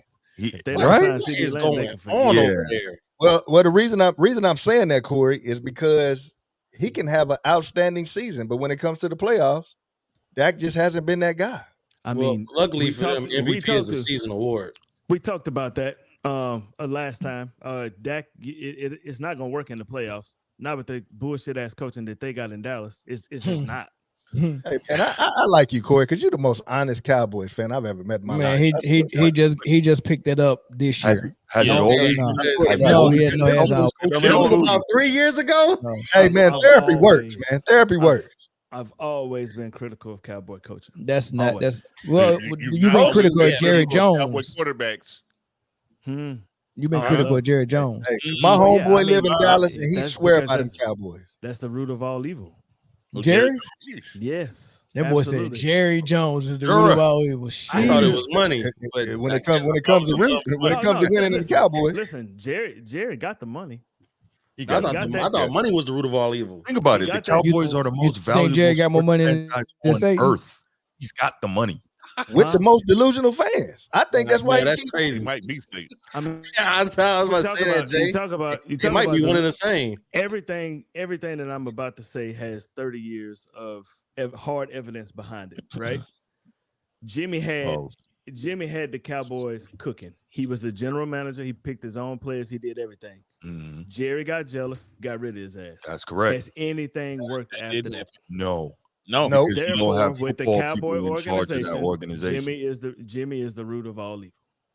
Hold on, Corey. Hold on. Jerry. Hey, did that comment just say proud Cowboy fan AR for no, proud MVP? Colts fan AR for MVP. AR who?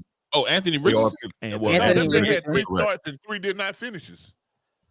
No, but they're saying that his his talent. They say the ceiling is like. Listen, he's a man. 3 DNFs is crazy, Jay. Hey, listen, if anybody want to buy that, I got all kinds of shit to sell for you. I've watched him. I'm a Florida Gators football fan. He a Florida fan. Okay. Listen, the ceiling is crazy.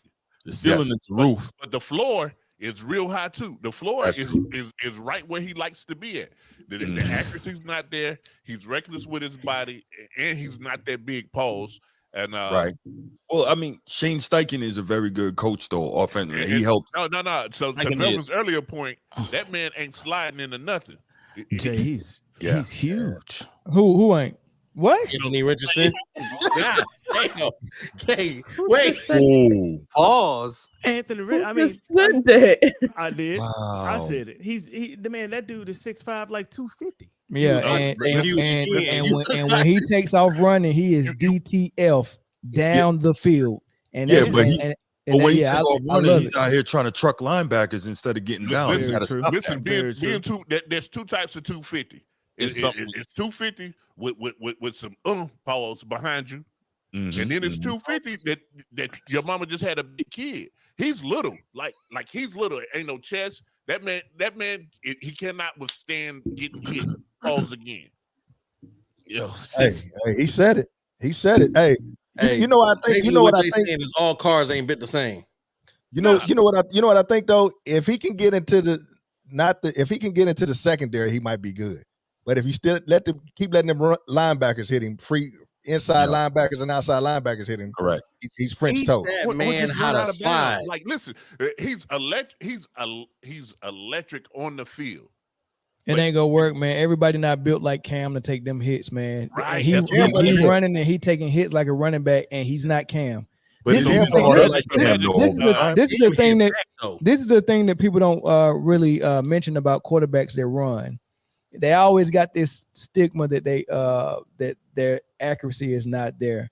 But if you're running and you're constantly getting your shoulder hit, or you're falling on your arm and your elbow and your throwing hand, falling on your hand on your wrist, at some point that's going to take its toll, and you're not going to have the best. I mean, sometimes you might go numb up there. They're taking too many hits, man. It's almost like a dunker that dunks a lot and hits his hands on his form on the rim a lot, and then he want to shoot threes later on. It's not gonna be there, man. Your arm gonna be wore out a little bit. So quarterbacks running and taking all them hits is not a good thing for the accuracy. On top of the fact that I mean, I don't think they got the same size shoulder pads. I don't think so. If you ain't built like Cam, stay in the pocket. Shoulder pads are definitely smaller. I agree with what you're saying, Melvin. But Anthony Richardson's injury history is, I think, knees and concussions. Two concussions in his rookie season, and that tells me every time he get hit, he's not taking it like Cam. I mean, Cam was getting up and dusting himself off. Yeah, but Cam eventually got concussions too. Cam started getting concussions too. Well, the thing about taking hits is any player, after a while, those hits catch up. Yes, and they caught up to Cam after 9 years. Correct. Cam did it, but all he do, he got older. Jonathan, he got older, and his body said, "Please don't let them hit me like this again." But Anthony Richardson is taking this in his first 4 games of his career. He sat out the rest of the year. His injury history. Yeah, he took a lot of hits at Florida, but watching him, being on the opposite side, being a Georgia fan, like it was always accuracy issues, and then we get to the NFL, and then it becomes, can he stay healthy because of the hits that he's taking? He didn't finish the season. He didn't finish the season, and the reason he didn't finish the season is because that frame, they used it just like they would use a Cam Newton or even a Tim Tebow in college. Like when you run the ball that much with that type of guy, and they can physically be able to withstand it, but that doesn't do anything for their injuries. Like it's a lot of dudes that run that they get hit a lot and they just can't handle it as well as Cam. Cam was an anomaly in that, in my eyes, because that dude a one of one. He is a one of one. Like to be that big and to be able to withstand the hits that he's taken over all the years and still been able to be a successful quarterback. Like I got to give Cam credit. I don't know if AR-15 is that. There's only one other one, Zoe, and that was Steve McNair. Yeah. Steve McNair. But McNair started breaking down a little later on too. He started getting hurt a little bit more. They all do. He did. Yeah, they all do. Father Time is undefeated. Yeah. All right, let's get into the NFC North, man. Detroit won the division last year. What was they, 12-5, Chris? 12-5. First time they won the division since 1993. It was a big deal. They trying to win it 2 years in a row, man. So we not gonna start with Detroit though. That's fine. All right, we'll say them for last, right? So let's start with the Bears first. Right, they pick up they first of all they draft the best quarterback. Well, some say the best quarterback, Caleb Williams. They get Keenan Allen. They get DeAndre Swift, Gerald Everett. I don't know if he want to be good or average, but it's still up in the air for him, man. But you see their additions. You see what they lost. Of course, Justin Fields, Darrell Mooney, Foreman is out of there. But they're still trying to rebuild. They're still trying to build around Caleb Williams. Give me y'all prediction. They were 7-10 last year, right? What y'all see them doing this year? 6-11. Sheesh. I don't see an addition. Did they improve the offensive line? Is what I would love to know. And I don't see any improvements. Not enough to make a difference. So they brought in Matt Pryor at offensive tackle, who is that adds depth. That's not an elite offensive lineman, but he can play. He can play both tackle spots, but it adds depth. So like, I'm not mad at that. Yeah, I'm not mad at it, but will it change the offensive line? Well, See, everybody talks about when people talk about football, they talk about. Oh, go ahead. I'm sorry. No, I was just gonna say, and then you go, who's gonna give up an elite freaking tackle? Like nobody's doing that. Yeah, I get it, but hey, you drafted an elite draft. You need to do something because when you don't have an offensive line, you can have all the best wide receivers in the world. Right. You can have the best running back. You can have everything. But you looking up at the if lights. it's me, and I know your offensive line is shaky, I'm going to come for you. Fact. And I'm gonna see how that new quarterback handles those hits. What Corey say? 7 in the box. 7 in the box. Yeah, hey, I'm going to blitz you from the left side, from the right side, up the middle, and see how you handle it. Now, if you pick me apart, then I may adjust. But that's what I'm going to in the beginning, and then see how you handle it. And I don't think he may handle it very well. Yeah, it remains to be seen for me. Like Caleb Williams is as great as he was his what is it, sophomore year? I think it was his sophomore year at USC. Yes. He was amazing. He was like nothing to be said about that other than amazing. I did see the flaws. Granted, USC was not a good team overall on the football field for his last year, but I started to see some flaw. In addition, but you know, it's a wait and see game for me because in addition, who's not up there? Yes, you lost Darnell Mooney to the Falcons, who I think is going to be a good addition aside Drake London. You got Rome Odunze, and that's the type of quarterback. Yeah. That's the type of target that a quarterback like Caleb Williams would need. Yep. Keep in mind, he had a big target that you can hit across the middle, and he can line up on both sides, the X and the wide receiver. I think that when you have a guy like that, Caleb Williams had what's my dude name in Atlanta? Drake London, his sophomore season. So he had that same style of receiver. When you give him that, I think that it's a benefit to him. Along with DeAndre Swift, who looks crazy in camp, he catching everything one-handed. He's always been a talented guy, but I think that when you give Caleb Williams this, I think it's a remain to be seen. I'd say 7-10, same record as they were last year, but you still see growth in the offense. I don't believe in Keenan Allen. Injury history. That's the problem. Injury history is very prevalent, right? That's the NFC North is a very, very violent division, and you got to see 3 violent teams 6 times a year, right? Not to mention whoever else they got on the schedule. I don't see Keenan Allen being that much of a factor. He does still have DJ Moore and Rome Odunze, right? Right. And he's got Cole Kmet at tight end. They just locked. You could have left that name alone. That Cole Kmet is nothing. Okay. Cole Kmet is nothing. I'm not gonna say that, Chris. I know why you said that, but I'm not gonna say that. I mean, I watched him. Cole Kmet is all right.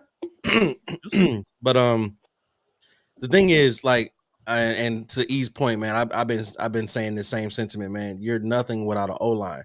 So Caleb Williams, all the weapons he got on the outside, it don't mean nothing if he looking up at the lights half the game.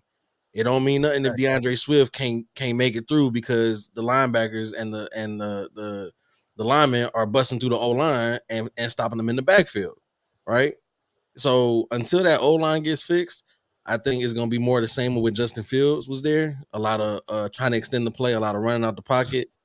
And I just don't know if Caleb Williams can adapt to that immediately, being under pressure like that, because he's going to be under pressure a lot this year. The hardest quarterback to block for is a mobile quarterback, right? Yeah, because you never know where he is. Because you never know where he's going to be. Mhm. So what if their offensive line issues were because Justin Fields was running around so much? Yeah, he does not stay in the pocket now. He does not do that. That's actually not true because they didn't move the pocket a lot for Justin Fields. Justin Fields would bail out because he was what did they say? He was one of the longest. He held the ball, held on to the ball too long. The second or the longest on average of every quarterback in the league. He would sit back there trying to diagnose, and when it broke down because they said his processor was too slow, that's when he would break out. But realistically, his offensive coordinator they didn't make it easy on him by moving the pocket and scheming up stuff. But anyway, that's a different thing. Right. It's I think for me that's the biggest question. Which is what? The coaching staff. To me, the coaching staff was trash when Justin Fields was there. Are they going to get any better because they got a new quarterback with some new receivers and all that? Well, they got a new OC. Horrible. They got a new OC. Yeah, Eberflus will be calling the plays. He can't be calling the plays. Right. He was calling the plays last year. How was he calling the plays? He's a defensive guy. How was he calling the plays? He wasn't calling the offensive plays. Yeah, you sure? No. Don't worry about it. Yeah, he still wasn't calling no plays. No, they brought Shane Waldron over from I think Seattle, if I'm not mistaken. Hey, Fields fumbled twice tonight. Their ceiling is 10 wins. That's he their got ceiling. sacked twice, 5 or 6, 67 yards. I say their record will be 8 and 9. They'll get a game better. They regress with me. I give them what 5 I'm and saying 12. is, if everything goes their way, the most wins they may get is 10. That's their ceiling. I was think saying they'll 9. get there? No. I was looking at 9. How many they losing in the division? I think they'll go 2 and 4 in the division. I think I they'll feel go like 3 they'll and 3 in split the with division. everybody. Yeah, that's what I think. I think they'll beat Minnesota. They might beat Minnesota twice. They'll sweep them, but they'll get swept by the Lions and the Packers. No, I think they split with the Lions and the Packers. I think the team has gotten. I think you just said that the Bears are going to go 4 and 2 in a division with defense with a team with no O-line. We'll see, but I just feel like the roster. We don't know if their O-line is bad or not, man, because they run the ball well. They didn't do that bad. Mm-hmm. So you can't say no O-line because they run the ball very well. No, Justin Fields got out the pocket well. Okay. Well, Caleb Williams can run too. And you got mobile quarterbacks. I mean, Justin Fields. I mean, what Justin Fields rushed for 300 yards, 350. It was more than that. And that's a different type of run though. That ain't like the offensive line. He rushed for like 150 against us in one game, so he definitely ran for more than that. Hey, that ain't like the offensive line dug their toes in and pushed everybody off. Hey, he just got loose. Yeah, he got loose. He an athlete. That's what happened. I'm gonna tell you, a lot of the yards that he got, especially in that game that he had like 100 plus rushing yards against us, weren't design runs. It was because the pocket collapsed and he was able to just squeak out. And when your whole line is consolidated to this middle point, and then he's just able to break out. He's quicker than linemen, of course. So when he's able to just break out of there and go wide, and the whole line is condensed into the middle, of course you're gonna be able to break out and get 10, 15 easy. Last thing. I'm sorry, Corey. Last thing, I'm gonna let Corey and then Britne go. But the last thing I want Britne to say after Corey speak is because you said you was looking at their schedule, so I want you to speak on what you was about to say before I cut you off. I apologize for that. I apologize, sir. Man, go ahead, Corey. Justin Fields rushed for 657. Kadeem Herbert rushed for 611. Deontay Foreman rushed for 525. Roshan Johnson rushed for 352. And Derek Evans rushed for 105. They can run the ball. They can run the ball. Yeah. What about the defense? That's probably the best thing about this Bears team. That is definitely the best thing. After they got Montez Sweat last year, the defense really started playing well towards the end of the year, and they brought in, I think, Kevin Byard, who I think he's previously an all-pro safety. All-pro safety, and they guess brought what? in Jonathan Owens. What's great. his name, husband? If you can run the ball and you can play defense, you got a chance in this league. And your quarterback just got to be just barely above average. So So let me get this straight, Corey. With the numbers that you just spat off, you didn't mention 1,000-yard rusher. They didn't have 1,000-yard rusher. I mean, if you got 2 600s, I'll take that. Yeah. So it's running back by committee. Yeah. A lot of teams are doing that now. Oh, one of those running backs was your quarterback. Let's not forget that. One of those running backs was your quarterback. That's true. I agree. 100%. But think about it. So you want a 2,000-yard running back, or you just want the team to be able to rush for 2,000 yards? Like, that's roughly the same thing. I mean, yeah, it's sexier to have a 2,000-yard running back. It looks better. But let me just put this into perspective. The Bears had 4 people that got you about maybe 1,500 yards, 1,600 yards. The Lions had 2 running backs that got you almost 2,000 yards. Agreed. Scrimmage. Okay. All right. So that's the team at the top of the top of the division. Brittany, say your last piece, and then we all say what we think they're gonna finish in the division. And if you got a record prediction, and we can throw that out too. I don't have a record prediction because I'm not looking at their schedule right now. But Brittany, what was you about to say though? No, I wasn't really about to say much. I just looked at their schedule real quick, and I got them at about 6 or 7 games. I probably counted a good 5 to 6, but I think they'll get like a 1 or 2 that's unexpected. So maybe max lucky 8. Right. So I'm gonna go 7 and 10. I don't think they improved from last year. I think they have like easy teams like Tennessee. I think they'll get Minnesota. But everybody else, I think they're gonna struggle with. And for me, I got them 3rd in the division. Yeah. No, you got him 3rd. All right, so stars. So Corey next. Where you got him finishing it? Last. Eric. I got him finishing last. Yeah. Last. Bruce. I got him 3rd. 9 and 8, 2-game improvement. Okay, Zoe. 7 and 10, 3rd. I got him finishing last. Jay. I got them finishing 3rd, but I wouldn't be surprised if they finish 2nd. Stop it. Wow. Chris. I got them 6 and 11 and finishing 3rd. 3rd. Sheesh. So y'all don't believe in the Falcons. That's what y'all. I mean, not the Falcons, but the Vikings. That's what y'all saying. If you knew what I knew, who was their quarterback? When we talk about the Vikings, when we talk about hold on, wait. Let's go to the Vikings. Let's go to the Vikings. They also finished 7 and 10 last year. They just lost their quarterback, but they got Sam Darnold. They do got Aaron Jones. Trash. But Aaron Jones stay hurt. All right, so let's talk about it. What is it? I'm so trying. Shit, I thought we was about to close the show out. Listen, this is not in division hate. It's just looking at the team, man. Your quarterbacks are Sam Darnold and JJ McCarthy. I watched JJ McCarthy for 3 years. He's a great college quarterback in a run-heavy scheme. Correct. He is not. Chris. I don't think he can't be the new. He can't be the new Brock Purdy. Chris. No. I don't even think he can. Damn, the Brock Purdy disrespect. He got a better chance of being Brock Lesnar, and we know he is. JJ McCarthy became the best Suplex City, bitch. Listen, JJ McCarthy became the best quarterback in the NFL that turned 180. Man, y'all telling me Justin Jefferson is about to have a horrible season. If you listen, hold on, that's no, the only surefire thing that they have. But what quarterback is going to give him the ball? Let me tell you this. The way everybody thought that Tua was going to underthrow Tyreek is exactly what's going to happen in Minnesota. Different type of receivers. I mean, it's just going to be being able to to get him the football. I mean, Yeah. Right. because Justin Jefferson's not a burner. You know what I'm saying? He just gets open. But the thing about it is that Sam Darnold has shown you time and time again that he is really good at throwing interceptions. Really good at it. Question. Go ahead, Brittany. When you're a defense, right? Looking at this team, outside of Justin Jefferson, who else are you scared of? Aaron Jones, maybe. If he's Jordan Addison. Jordan Addison. Jordan Addison can ball. Jordan Addison.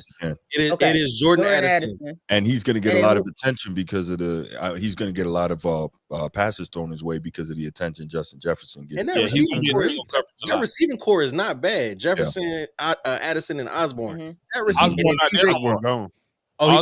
He is gone. Okay, so Addison, Jefferson, and TJ Hawkinson, right? Yes. Jalen Naylor. I forgot they got TJ Hawkinson.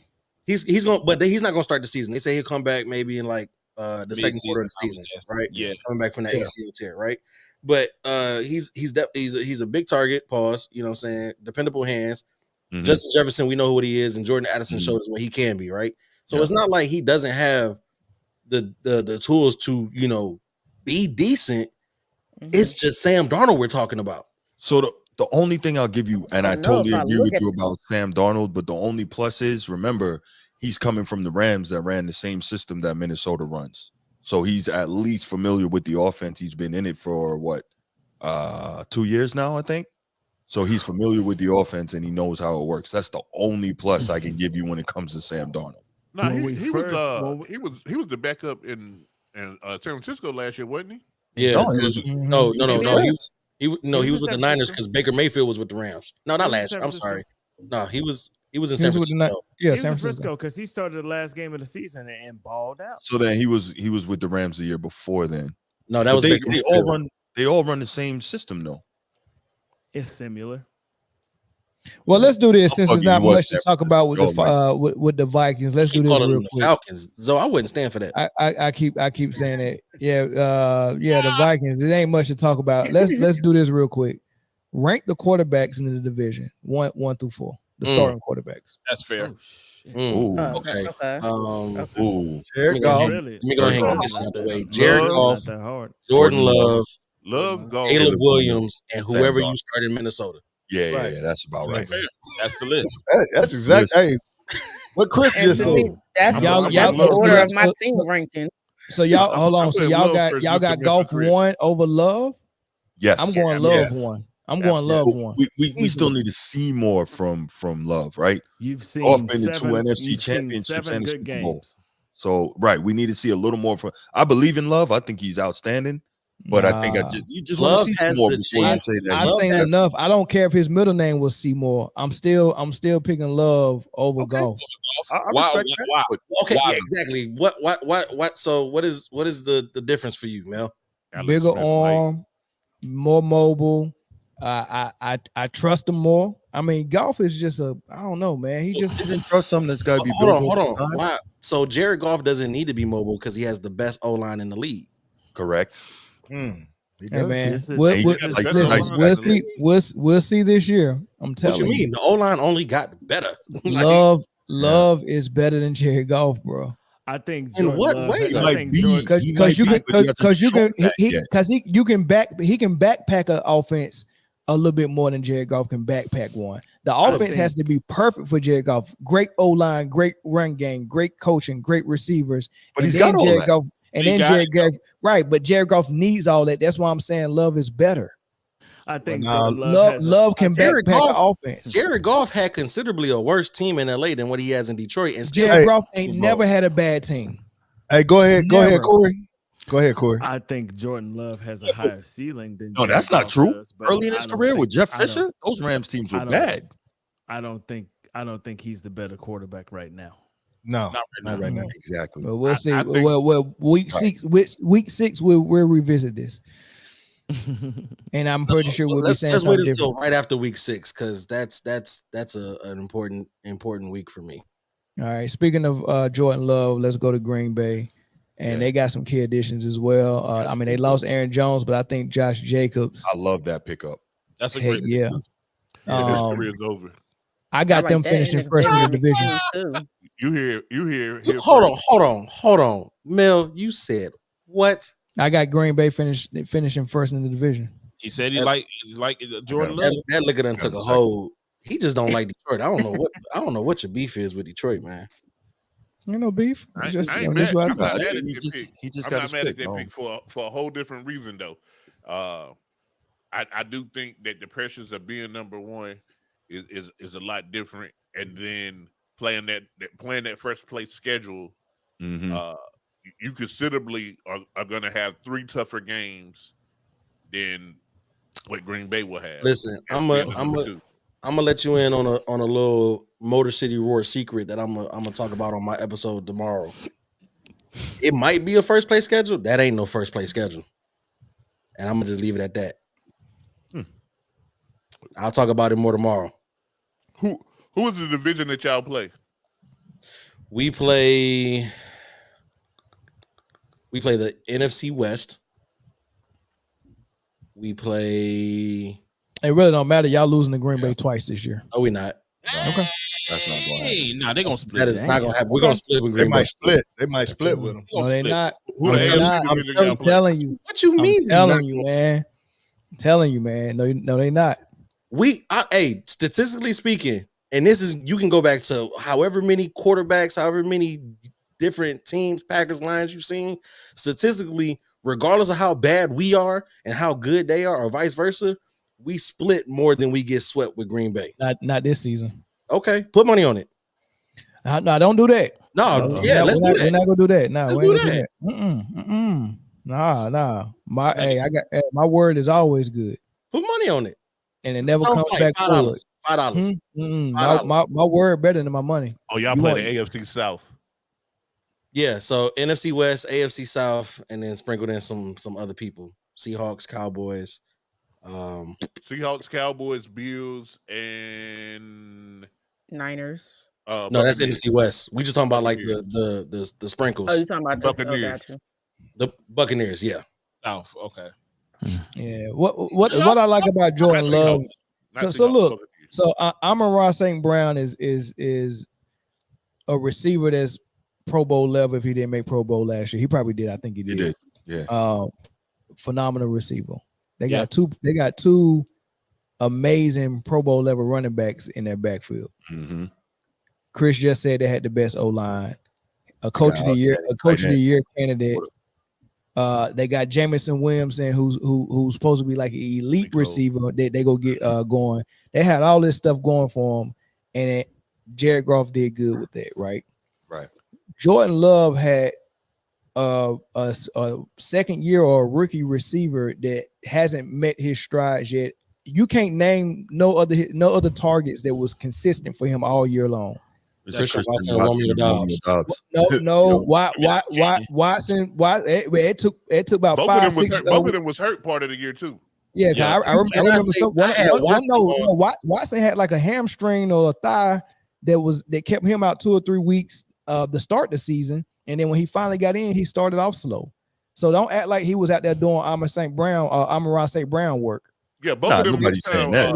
When Watson was playing, because I had Watson on fantasy. When Watson played, he got numbers. Oh, he was good. Watson is a baller. But imagine him having a whole healthy offseason and he's experienced now in that offense, more experience. And same with Romeo Dobbs, like dude, they're gonna be better offensively. Yeah. Better. They improved 2 games this year. The only thing that's gonna that mess them up really is hitching their cart to that Josh Jacobs horse. Like that dude's over. No. It's over. No, I think that was a really good move. That's gonna open things up even more for Jordan Love. I think that's a great move. I showed Melvin something years ago after he won the rushing title. Like the amount of rushes that he had per year, like they never really bounced back from that. The only running back that bounced back from them amount of rushes after 2 years was King Henry.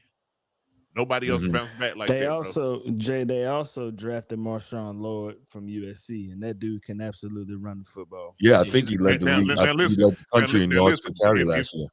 If you committed Josh Jacobs, you might get something out of that. Well, yeah, you have to because you got AJ Dillon as well. He gone. AJ Dillon gone. I think he went. Yeah, he's going to Minnesota, I believe. Yeah, he might have went to Minnesota. Yeah, he did. So hold on, Minnesota got both their running backs. I'm looking at the 2024 depth chart. So they got Jones. They got Jones. My bad. So Dillon's still there. AJ Dillon. Yeah, they got Jones. Okay. Yeah, they do. They got Jones went there to Minnesota. So they got 3 of them. I like AJ Dillon. But in that case, with AJ Dillon still being there, with the rook they drafted. Good luck stopping that run game and Jordan Love. Good luck, Detroit. Jacobs will still What you mean? Detroit was one of the best teams stopping the run last year. What are you talking about? Good luck.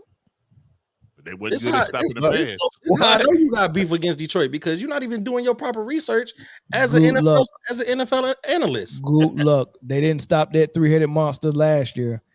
This year they're going to ride on the monster. Who didn't stop it? Pause. Wow. Hold on. Who didn't stop it, Mel? We split Green Bay last year. They didn't have a 3-headed monster last year. This man said this year. Don't even repeat it. Don't even repeat it. That was terrible. Mel, is it me? Do you do this just to like antagonize me? Because I just feel like your analysis is never true when speaking about the Lions. We've been doing this for 4 years. That's not true. Me and you both picked the Lions to beat the KC week 1, and I had more confidence in them than you did. That was your Super Bowl. That was their Super Bowl. We got the real Super Bowl, but y'all got the Super Bowl. I'm telling you what I really think. Green Bay go win this division. It'll be close. It'll be close. Green Bay is not winning the division. Green Bay will be a wild card team again. They might improve by 1 win, but they will be second in the division. I like the Lions coach. I think he gets it done. And Matt LaFleur is a career choke artist. Okay. Matt LaFleur has a Hall of Fame career in water polo. I was about to say in what? I was about to say. I was waiting on the pause. I was waiting on the pause. Where else did he coach before Green Bay that made this Hall of Fame resume? Yeah, that's what I was about to say. Like, all right, let's pick them starting with Britne. What Green Bay finishing? I got him at 2. 2. Corey. I'm the same. 2. I got him at 2. Okay. Bruce. 2. So 2. I got him at 1. Jay. It's crazy because they can finish anywhere from 1 to 3. So I'll say 2. Hey Jay, do that. Here's the thing here. I think 1 or 2. Here's the thing. They could be 1. I got them 2. They also could be 3. I got them 2 at. I got them 2 at 10 and 7. So their ceiling is 1, and their floor is 3. If that makes sense. So because nobody's going to be worse than the Vikings in that division. I promise you. The Vikings is the bottom. The Vikings' floor is 3. I mean, their floor is 4. Their ceiling is 3. No, their ceiling is 4. Nah, something can have. Like, I don't know. I think. Go ahead. We're talking about real quick for the Packers. I don't know. I kind of like what they did last year towards the end of the year, and then they gave the Niners. They played the Niners, right? Yeah. Yeah, they played the Niners. I thought they gave the Niners one heck of a playoff game, and I just feel like if they had more experience, that game we might be having a different conversation right now. That's fair. Yeah, it was definitely going to be a Lions Chiefs Super Bowl. That's fair. Lions Chiefs Super Bowl. That would never happen. It was going to happen if Green Bay beat San Francisco. All right, Chris, introduce your squad. Tell us about it, and introduce your podcast. Hey, so Motor City Roar podcast, man. All things Detroit Lions, hosted by yours truly, Motown Chris. Episodes drop 12 p.m. Pacific Standard Time on Saturdays. And then for the regular season, I will be doing live post-game analysis after each regular season game. And gotta say but when we make the playoffs. But when we make the playoffs, I'll do post-game live analysis for those games as well. But you can go ahead and check that. The link will be in the description. Motor City Roar podcast for all your Lions needs. Now, the biggest issue we had last year was the secondary, right? Our front four was good. The linebacker was decent. The biggest problem was we was always getting beat over the top. Pause, right? Your number one receiver was gonna have 100+ yards every time you went against us. It's just what it was. So we addressed that in the draft and through free agency, right? Also beefed up the line a little bit. So we had a very good offseason. I see the names that we lost. Right, Jonah Jackson. Cam Sutton. But Jonah Jackson was kind of injury prone. He missed a lot of time on that line. So the line still held up without Jonah Jackson. Good riddance to Cameron Sutton because he was also one of the ones that was getting beat a lot, and his off-field issues, we didn't need that. Josh Reynolds, I'm a little 50-50 about it because he was a very dependable wide receiver 3, fringe wide receiver 2 for us last season. I just think that what happened in the NFC Championship kind of weighed a lot in the decision to part ways. CJ Gardner-Johnson, he missed a lot of time because he started the season with a torn pec, so I'm not really torn about that. Benito Jones didn't do too much for us on defense, and then of course, Teddy retired. So honestly, I think the defense. I didn't lose nothing with Teddy. we did. I mean, he didn't play. You know what I'm saying? So we didn't lose too much. We gained a lot more. So honestly, I don't think we lost a step. I think we got better. Yeah. 10 games. It's on the bullshit. I see 10 games. I'm looking at the schedule now. Hello, go ahead. Finish what you're doing. I'm gonna count them up for sure. I was gonna do the schedule on my show, but you want to do the schedule right now? I mean, what we got time for, though? We got time for it. I mean, I can always move the post game, left to right. So we good to go. Y'all good to do it. This is just evilness from you, Bokeem. I say 12. You say 12? I say 12. And with 12, like I think 12-5, but I think you could be with that record. I think you could still be number 2 off of a tiebreaker with Green Bay. But you could also be number 1. But I think 12-5 is a fair record. Yeah, I think so too. I give you 12-5.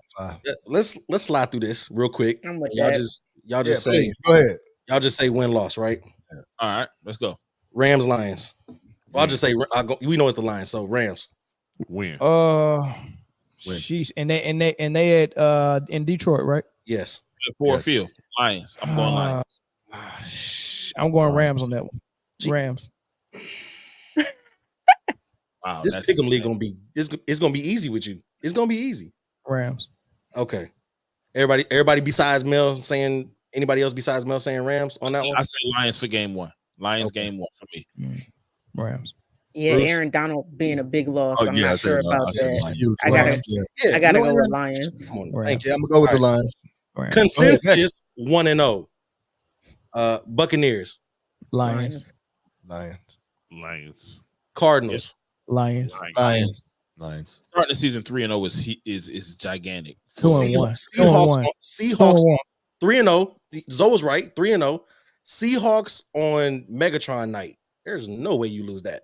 Lions. Seahawks. Lions. I feel like they're gonna lose one of these. They ain't supposed to lose. Yeah. Right. It's gonna be the next one. Just hold tight. Just hold It's the tight. next one. Just hold tight, right? Chris. So 4-0 for me. Still. What's up, Corey? Yeah, What's up? 4-0. 4-0. Come on. Seattle ain't that bad, man. No. Yeah, but we owe them an ass whooping anyway. Seattle beat them last year. Exactly. So we owe them an ass whooping anyway. So consensus 4-0. Minnesota. Y'all mess around. Wait, how you get to Minnesota? Hold on. How you get to Minnesota? Wait, you That's the next. Oh, I'm sorry. My bad. Dallas. Cowboys. I can't blame that. I can't blame in Jerry that. World. In Jerry World. In Jerry World. Cowboys. Dallas might win that. Now, real quick, I'm gonna go with Dallas. Real quick. I just want to shed a little bit of light. Dallas, no way. Hold on. I just want to shed a little bit of light, right? So this team that we almost beat in their house last year with something of a running game, they have no running game. It's a whole new season. Barely have a receiver. It's a whole new season. Hey, in the words of Brandy, almost doesn't count. Okay, all right. So all y'all going Cowboys on that one? I'm gonna go Cowboys with that one. I think that'll be the one y'all lose. I'm going Lions on that one. Okay, so I got us 5-0 to start the season. We don't even know if CD Lamb is playing that game. Cowboys. Jerry is in no rush. And we coming off a bye week into that game anyway. So. He'll I think he'll play. That money start getting a little hefty. That fine start getting hefty. So I got it 5-0. Right. Mel probably got it 3-2 on some whole shit. 3-2. The consensus is 4-1. Got you at least the consensus is 4-1, right? 4-1. Yeah. All right. Minnesota. Lions. 5-1. No, I got Minnesota here. Tennessee. What'd you say? Yeah, I got Minnesota. He got Minnesota. He said he got Minnesota. I think Minnesota. We're not going to split Minnesota. Okay. I think they're going to split.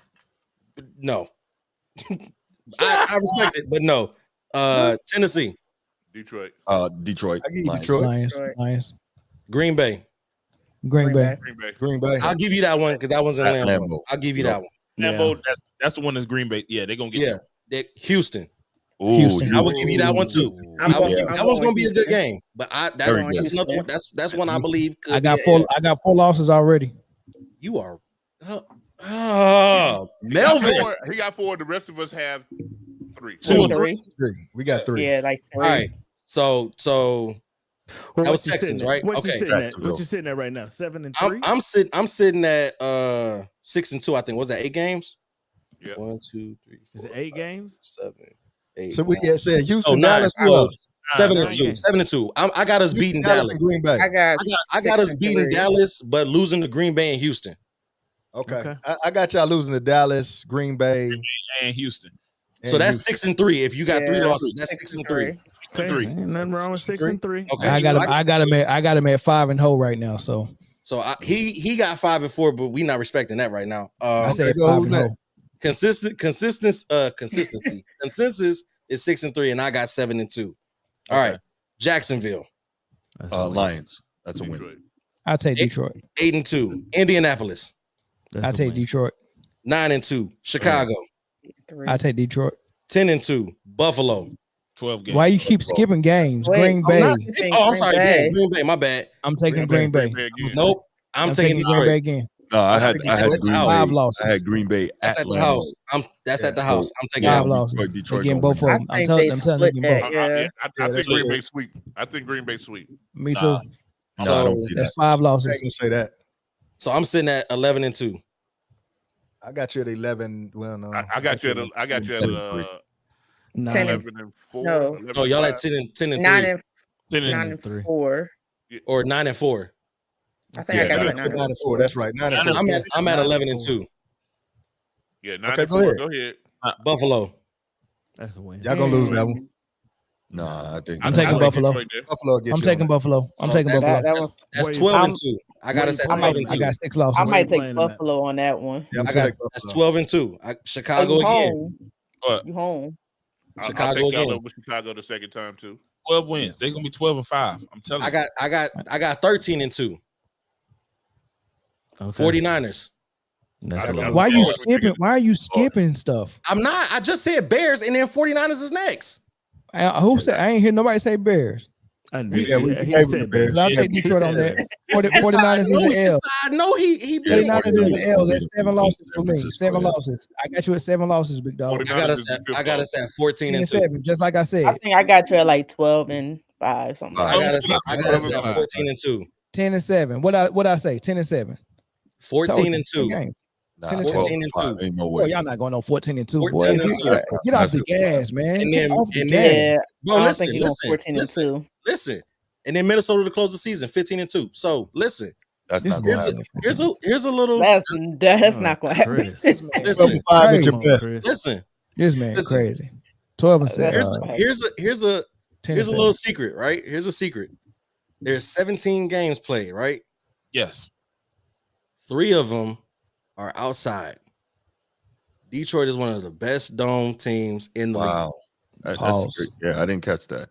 That's a good stat. Yeah, that is a good stat. I got a question for you though, Chris. That's not a good stat. I like dome. I mean, I didn't pause. That was insane. What?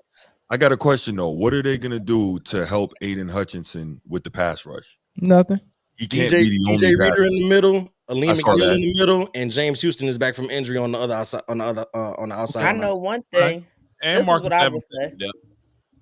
This is what Yeah. I will say. Go ahead, When Britt. it comes to playoff time, because for sure Detroit is getting to the playoffs. Dan Campbell cannot do the. I don't know who was calling them plays last year. And It was Dan. game. It was Dan. That was The horrible. fourth down joints was Dan. He better definitely improve on that because Yeah. that was bad. You should have won that game. I think he knows what to do. I think he Chris, knows I'ma what to help do you. with that. I'm gonna help you. Should have definitely won that Now, game. okay, 15-2 might be a little generous. I'm right? gonna help you. But the schedule is very Sure. favorable. That's why I said our Hold on, first hold place on. schedule Listen. don't look like a first place schedule. It is Listen, very I favorable. am a Kansas City Chiefs fan. We are back-to-back Super Bowl champions. We Thank have addressed our you. one weakness in not having receivers. I don't have us going 15-2, sir. Hey, it's not impossible. We don't care about all that, Jay. It's not impossible. Now, on the more realistic side, this right here, 13-4, that's my real take. I can see 13-4, 12. I'll take 13-4. 13-4 at your best, 12-5 is more what you probably want to get. 13-4. The ceiling is 14-3. The floor is 12-5. But it's NFC. NFC. The floor is 9-8. That is not the floor. Trust me. That's the floor. And I'm right here, right now, Jay. I'm gonna take your shit. Book it. The NFC Championship runs through Detroit. Number one seed. No, number one seed. That ain't gonna happen. I'm gonna tell you exactly. I'm gonna tell you exactly when the number one seed is gonna be decided. That week 17 game in San Francisco when we beat them. When y'all lose? When we beat them. Y'all gonna beat San Francisco? We're gonna beat San Francisco. You're not gonna. Hey man, look, you a real fan. You a real fan, Chris. We gonna beat San Francisco. Yeah, the floor is 9-8. The ceiling, is 13, but I believe y'all get 12. That's what I see. I'm going 12-5 too. I'll take 12-5. I'm going 12-5. Hold on, I want to address this comment. Golf. First off, spell my quarterback name right. First off. Oh, he's Golf with 2 F's is 1 sack away from missing 5 games because you don't even know y'all backup. The backup will be Hendon Hooker. Tune into the show tomorrow, Motor City Roar, and I'll talk about that and I address that. But you want to say Golf is 1 sack away. You want to say Golf is 1 sack away from missing 5 games when Golf was one of the most protected quarterbacks in the league last year. Do you feel do your research 2 times TV before you start talking that ish? Chris, you probably a Bears fan too. With your backup being Hendon Hooker, I'm definitely okay. He's coming back from a major knee injury. Yeah, but you're behind him. If he has to play, did you watch his drives? Line and he got a ton of weapons. Did you watch his drives? So he ended up getting a concussion. I need to go see which play he got a concussion on. Sheesh. Probably the one he trucked somebody on. He was dropping. Is that a concussion? Running back. Hendon Hooker got a concussion. That's exactly what I was going to say. Hendon Hooker. That's not a good thing. Exactly like what we were trying to describe Anthony Richardson being last night. Big dude, they can't take those type of hits. But he's good. And you know what? Shout out to Hendon too. Shout out to Hendon. He a Greensboro boy. He a Greensboro boy. So listen, I'm not mad. In the 2 drives that Hendon Hooker was in, he looked head and shoulders better than Nate Sudfeld. Nate Sudfeld is the reason why we only have fucking 3 points in that fucking preseason game against the Giants. Nate Sudfeld can't. The reason why we even got into the red zone was because Nate Sudfeld got bailed out with penalties. That's it. Nate Sudfeld will not be on the roster come week 1. Hendon Hooker will be number 2. Hey man, so we won't see the number 2 quarterback. Hey man, we got anything else, man? Until that's it. Because he can talk about that all that other shit on Motor City Road. Right. Yeah. I did have one thing. I'm trying to think. Hold on. Let me think. Listen, we're not gonna call my shit all that other shit, and we let y'all pander about the fucking Chiefs all goddamn day. I don't need you to be. Hey man, hold on. You can't even say nothing about the Chiefs. That's blasphemy. I can't because we beat them. Repent. We beat them. So I can talk about it. Oh, y'all did. Who's Y'all America's did win, team? man. Game 1. Yeah, y'all won, man. Did y'all? Who did y'all beat in February? I was asking Chris that question. No. What'd you say, Brittany? He swore up and down. Who's America's team? Detroit. You Chris, bugging. You crazy. It ain't Philly. Chris didn't take his Never meds said it was today. Philly. Hold up. Who's American team then? I'm not delusional Kansas enough to City? think it's Philly, but Who's it's damn America's sure team? ain't Detroit. When it came to the playoffs, they did a poll of who everybody in the country was rooting for, and the country was mostly blue. Pause. I ain't doing no polls. Oh, they did a survey. What And game was Everybody know that, who and who America's was they team going is. against? It's not Detroit. For the one game. It's when they were What you mean for the one game? For the whole playoffs? Right. They was rooting. No, absolutely not. It was not for the whole playoffs. Because I seen that same thing. Listen, it was against one team. Until your team can start a season, can end the season how they started the season, you can't talk to me. I can't. How many Super Bowls you got? Oh, I got You can't talk to none of us. I got 4 championships. Not a Super Bowl. We got some Hey, championships. hold on. Wait. Not a Super Bowl. Hold on. So when do we? We only got one, but you got none. So don't talk to me. So when do we Talking all discount that championships crap. just because they got a trademark name? So we discounting championships? Chris, use That's head what we movement. doing? Championships too. That's what we doing? Tournament, Chris. That's what we doing? That, We discounting championships? We discounting championships because they not called Super Bowls? Championships is championships. Hold up. Wait. The banners are still hung up. Chris, We have can had you just- championships hey, forever. north As side the to Eagles side head fan, we've movement. only wanted one thing, and that's the Super Bowl. Are we arguing about championships right now? I'm glad I finally could say we got a Super Bowl. Yeah, and I congratulations. dogged on. And y'all- I and got y'all have- dogged on too. So And right now, you talk all that crap just now about how I can't talk to you based off of last season. Congratulations. Go back Get your there. ring up. Get Go your back ring there. up. Get your ring up. Go back there. Get your ring up. Matter of fact, Get the first one first. hey, if y'all Get the first one can hold on, first. if y'all can beat us in the playoffs, then we'll talk. If y'all can meet us, not worried make it out about your Detroit. own division first. I'm not worried about Detroit. Y'all might not even get a wild card. Y'all might not even get a wild card. There's a Oh, lot of people Chris. that's not worried about Y'all might not even get a wild card. Chris, nobody's scared of Detroit, bruh.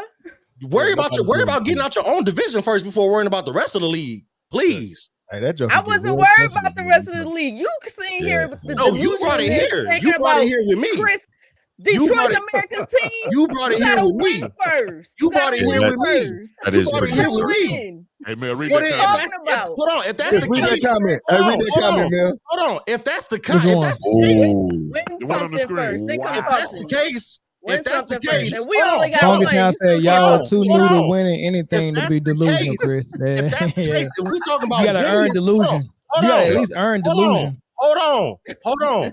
If that's the criteria, Britne, and we talking about winning is the criteria to be America's team, then Dallas hasn't been America's team in 30 fucking years. Still got 5 Super Bowls. They got 5 though. So what you Your talking last about? ring is as old as I am, Corey. But they Fantasy got him. football But they fanatic. got him.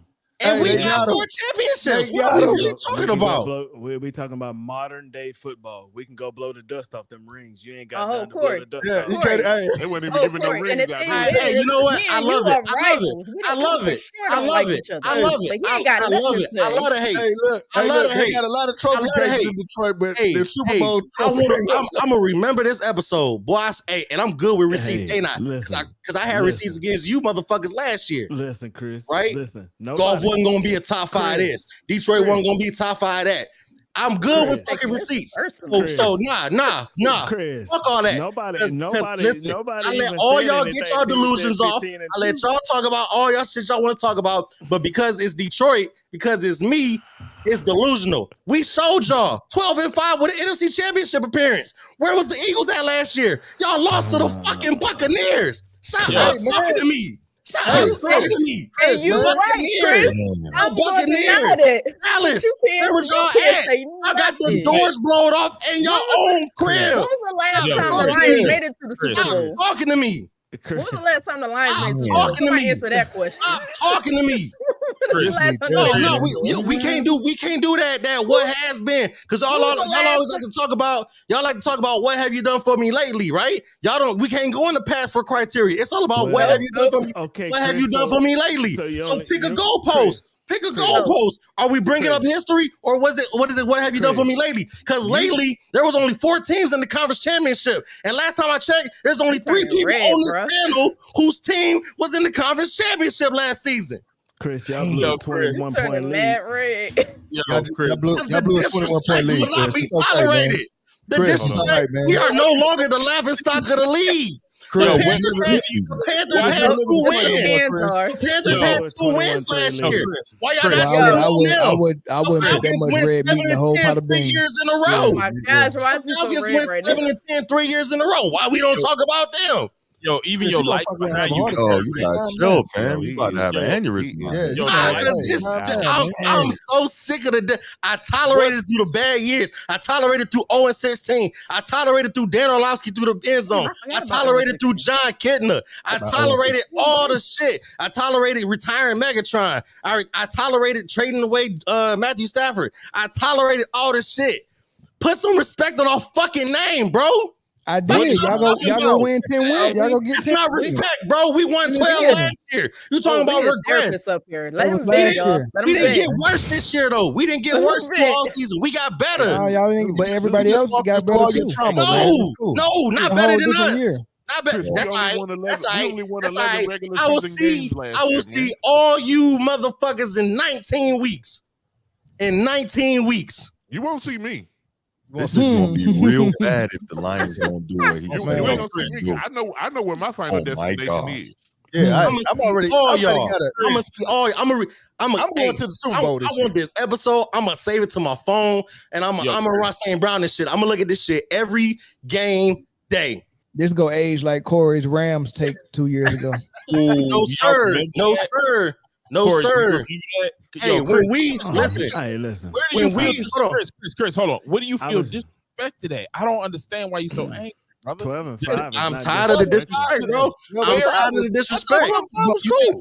But Chris, why can't I disrespect Detroit? Why I should be free to disrespect them if I want to. Why? Why can't I? But why can't you? What have what did we show you last year to deserve because disrespect? I'm free to do that. Explain to me why I can't. Why can't I disrespect them? Now I'm disrespecting everybody's team from now on. Fuck the Falcons, fuck the Eagles, fuck the Cowboys, fuck the Chiefs. Bruce, who's your football team? Fuck them too. Baltimore, the Ravens. Yeah, fuck the Ravens too. Definitely fuck them. 12-5 is not. And I know you don't claim them, but fuck the Panthers too, Mel. I gotta put something next to you. So fuck the Panthers too. Why you like football?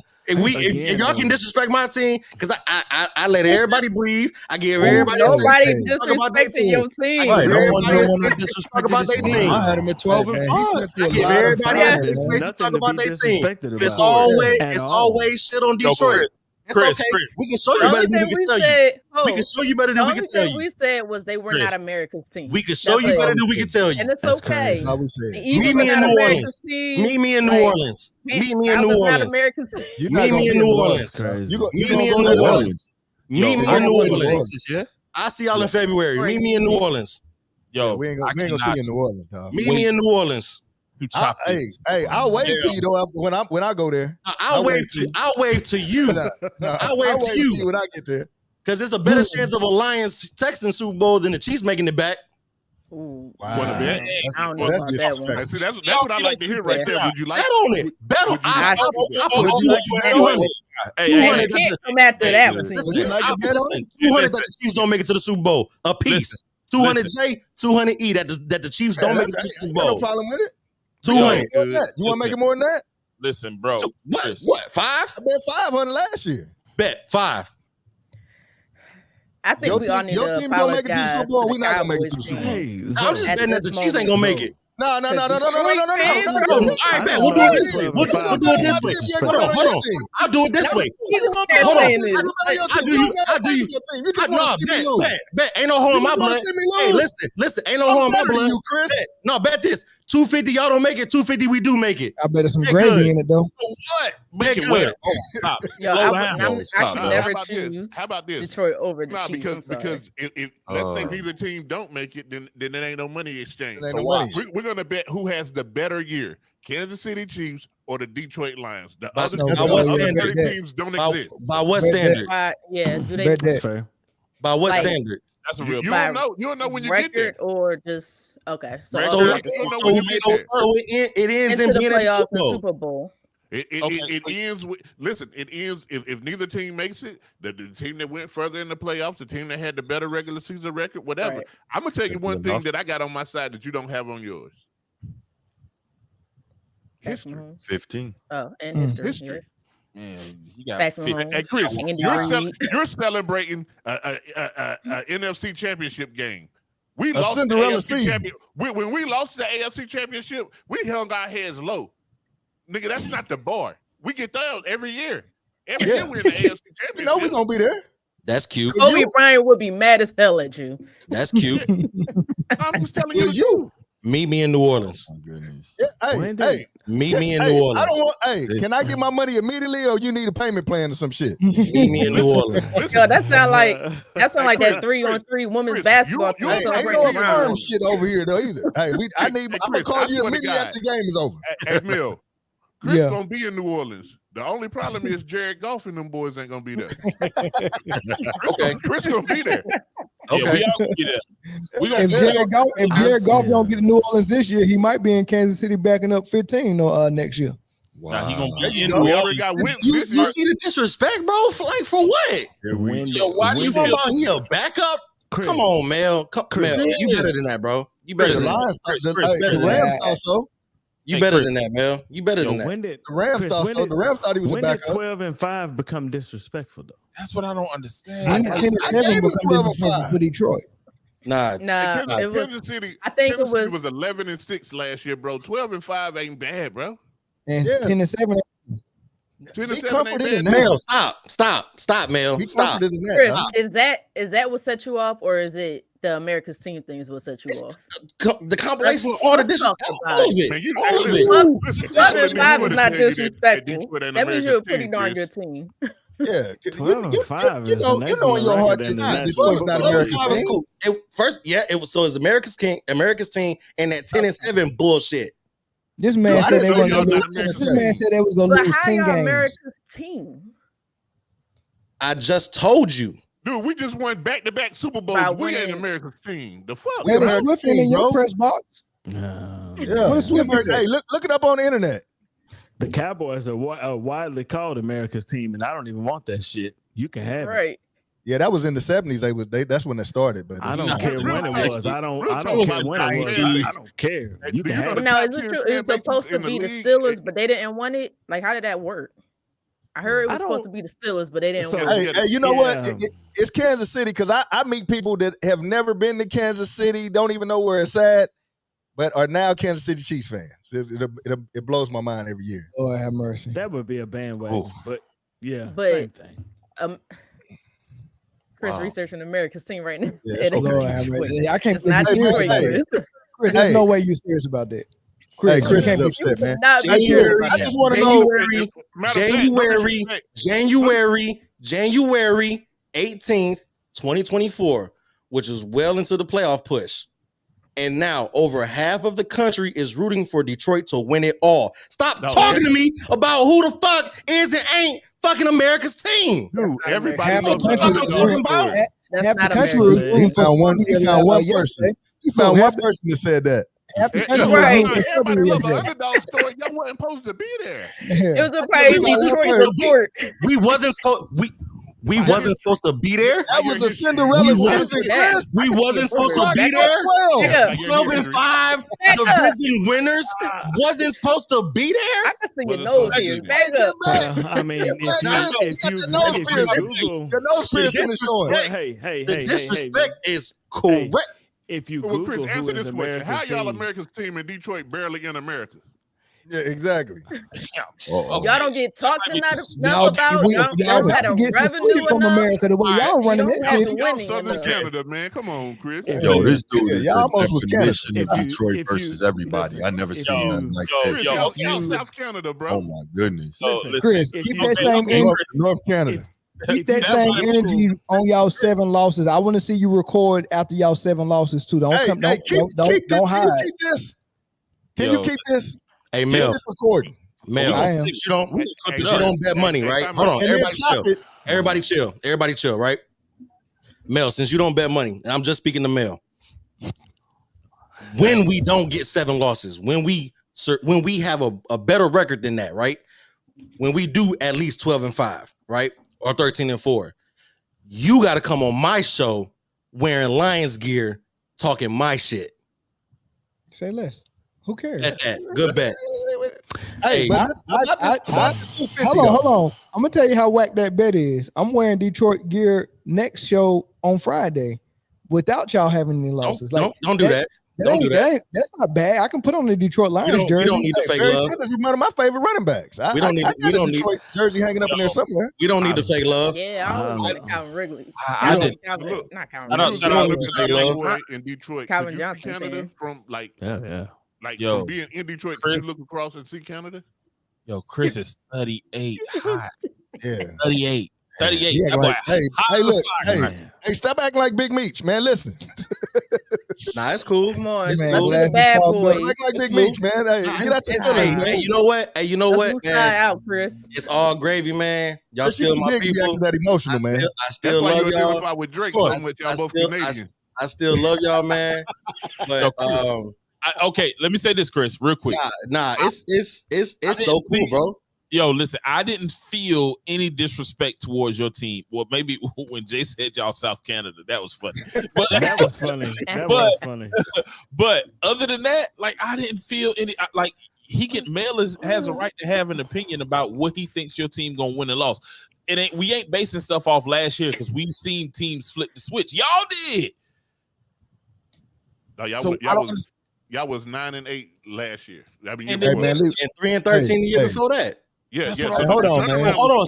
So by that logic, right? The team has gotten better, right? If we have made better additions and we didn't lose anything impactful, why the fuck will we not still do what we did last year or better? I like when people see an improvement on their roster and think that every other roster just didn't improve. Right. I didn't say that. I didn't say that Green Bay wasn't going to be better. I said that they was going to be better. Like we ain't got Hollywood Brown. Like we ain't got 15. Hollywood Brown, what has he done lately? 10 wins, man. He's about to show you. Don't worry about it. Just keep watching the game. He ran a 4-3. Listen, man. Listen. Don't worry about it. Listen, I'm opening the door because y'all gonna talk shit. Y'all gonna talk shit all season. 250 bet. Oh yeah, bet good. 250. 250. Y'all don't. 250. Y'all don't make it. 250. We do. I don't accept a firm and none of that other shit. So I just want to know when I call you when I want my shit. Hey, make sure. Hold on. What's the bet? 250 that Kansas City don't make it, and 250 make it where to the playoffs or the Super Bowl? The Super Bowl. So what if y'all both don't make? What if y'all both don't make it? Then we'll do like Jay said, and whoever had the better year. That's crazy, Chris. If you lose, never mind. Go ahead. Do your thing. Don't worry about it. Yeah, just let him live. Know this, but y'all want to wrap this up? Oh no, y'all. Hey, I'm about to wrap it up. You ain't got to worry about it. Okay, go ahead. Because we about to stand watch. Right, we got about 40 more minutes before I'm staying a full watch. Damn. Hey, man, it's been a pleasure. It's been a pleasure. Good seeing y'all again. God bless. Assalamu alaikum. All that. Chris, man, I just be joking, man. Nope. It's booked. Chris, I still love you, dog. No, I ain't worried about the bet. I'm talking about all this. I'm clocking all this shit. I'm talking about South Canada. I'm clocking all this shit. Crazy. I ain't never been more ready to watch every team in the league, especially y'all's team. Zoe, we good. No, I want y'all to lose too. Oh, that's a bet. Then I'm on. I'm on y'all taking asses. Hey, let's talk about it on the post game. Let's let Bruce go ahead and let us know, or let everyone know that's watching where they can find him at for more commentary like you've seen today. Go ahead, Bruce. Yeah, definitely. First of all, thanks for having me tonight. I appreciate the opportunity. You can find me on YouTube, The Format Podcast. Just search The Format Podcast. You can find it there. You can find me on Instagram, The Format Podcast as well. So yeah, check me out. Like, subscribe. Got a lot of good stuff going on there. Already. Learn more SAT words like metropoli. You know what? I was wrong. It is metropolises. Oh, it is. Oh wow. Oh. Yeah. Win for the underdog. Yep. Hey, go ahead, Britne. You got a shout out. Yes, check me out every Tuesday at 7 p.m. Eastern Time. The Sideline Speaks. We talk everything sports. Chris, Detroit Lionser. Like I said, Motor City Roar Podcast, man. Episodes every Saturday, 12 p.m. Pacific Standard Time, with live post game analysis coming for the regular season. So be looking out for that. And then Jay, my dog, Kingdom Come. before we get to Kingdom Come, Jay, how you gonna start a Kingdom Come without me, dog? I just got a question, man. How can that? man, you involved. You involved. How is that possible? I'm involved. Okay, thank you, man. You We'll involved. You're gonna see me and Eric on Kingdom Come each and every week. We're gonna give you in-depth chief all the time breakdown, insight. We're gonna disagree on some things. We're gonna agree on other things. But if you're in the mood for things that are not sports or Chiefs related, you can catch me each and every Wednesday live here on YouTube at Therapeutic Rap. These are non-sports related topics. We have fun, man. We have a good time, man. It's a whole panel type thing, man. Therapeutic Rap and Kingdom Come. You can find Kingdom Come at Kingdom Come Sports and at Therapeutic Rap 189. You know what I'm saying? And the link is in the description. Hey, I got to get on that Therapeutic Rap, man. Come on. We're here on Wednesdays. Yeah. Well, so look, the link for all those podcasts, including Bruce, Britne, Sideline Spreets, Kingdom Come, Motor City Roar, all of that is in the description box. Y'all can go and check that out. More info to come on Corey's podcast and so Zoe's as well. Thank y'all for coming outer and checking out with us, man. We'll catch y'all on next episode on Friday. Peace. Oh my God. South Canada.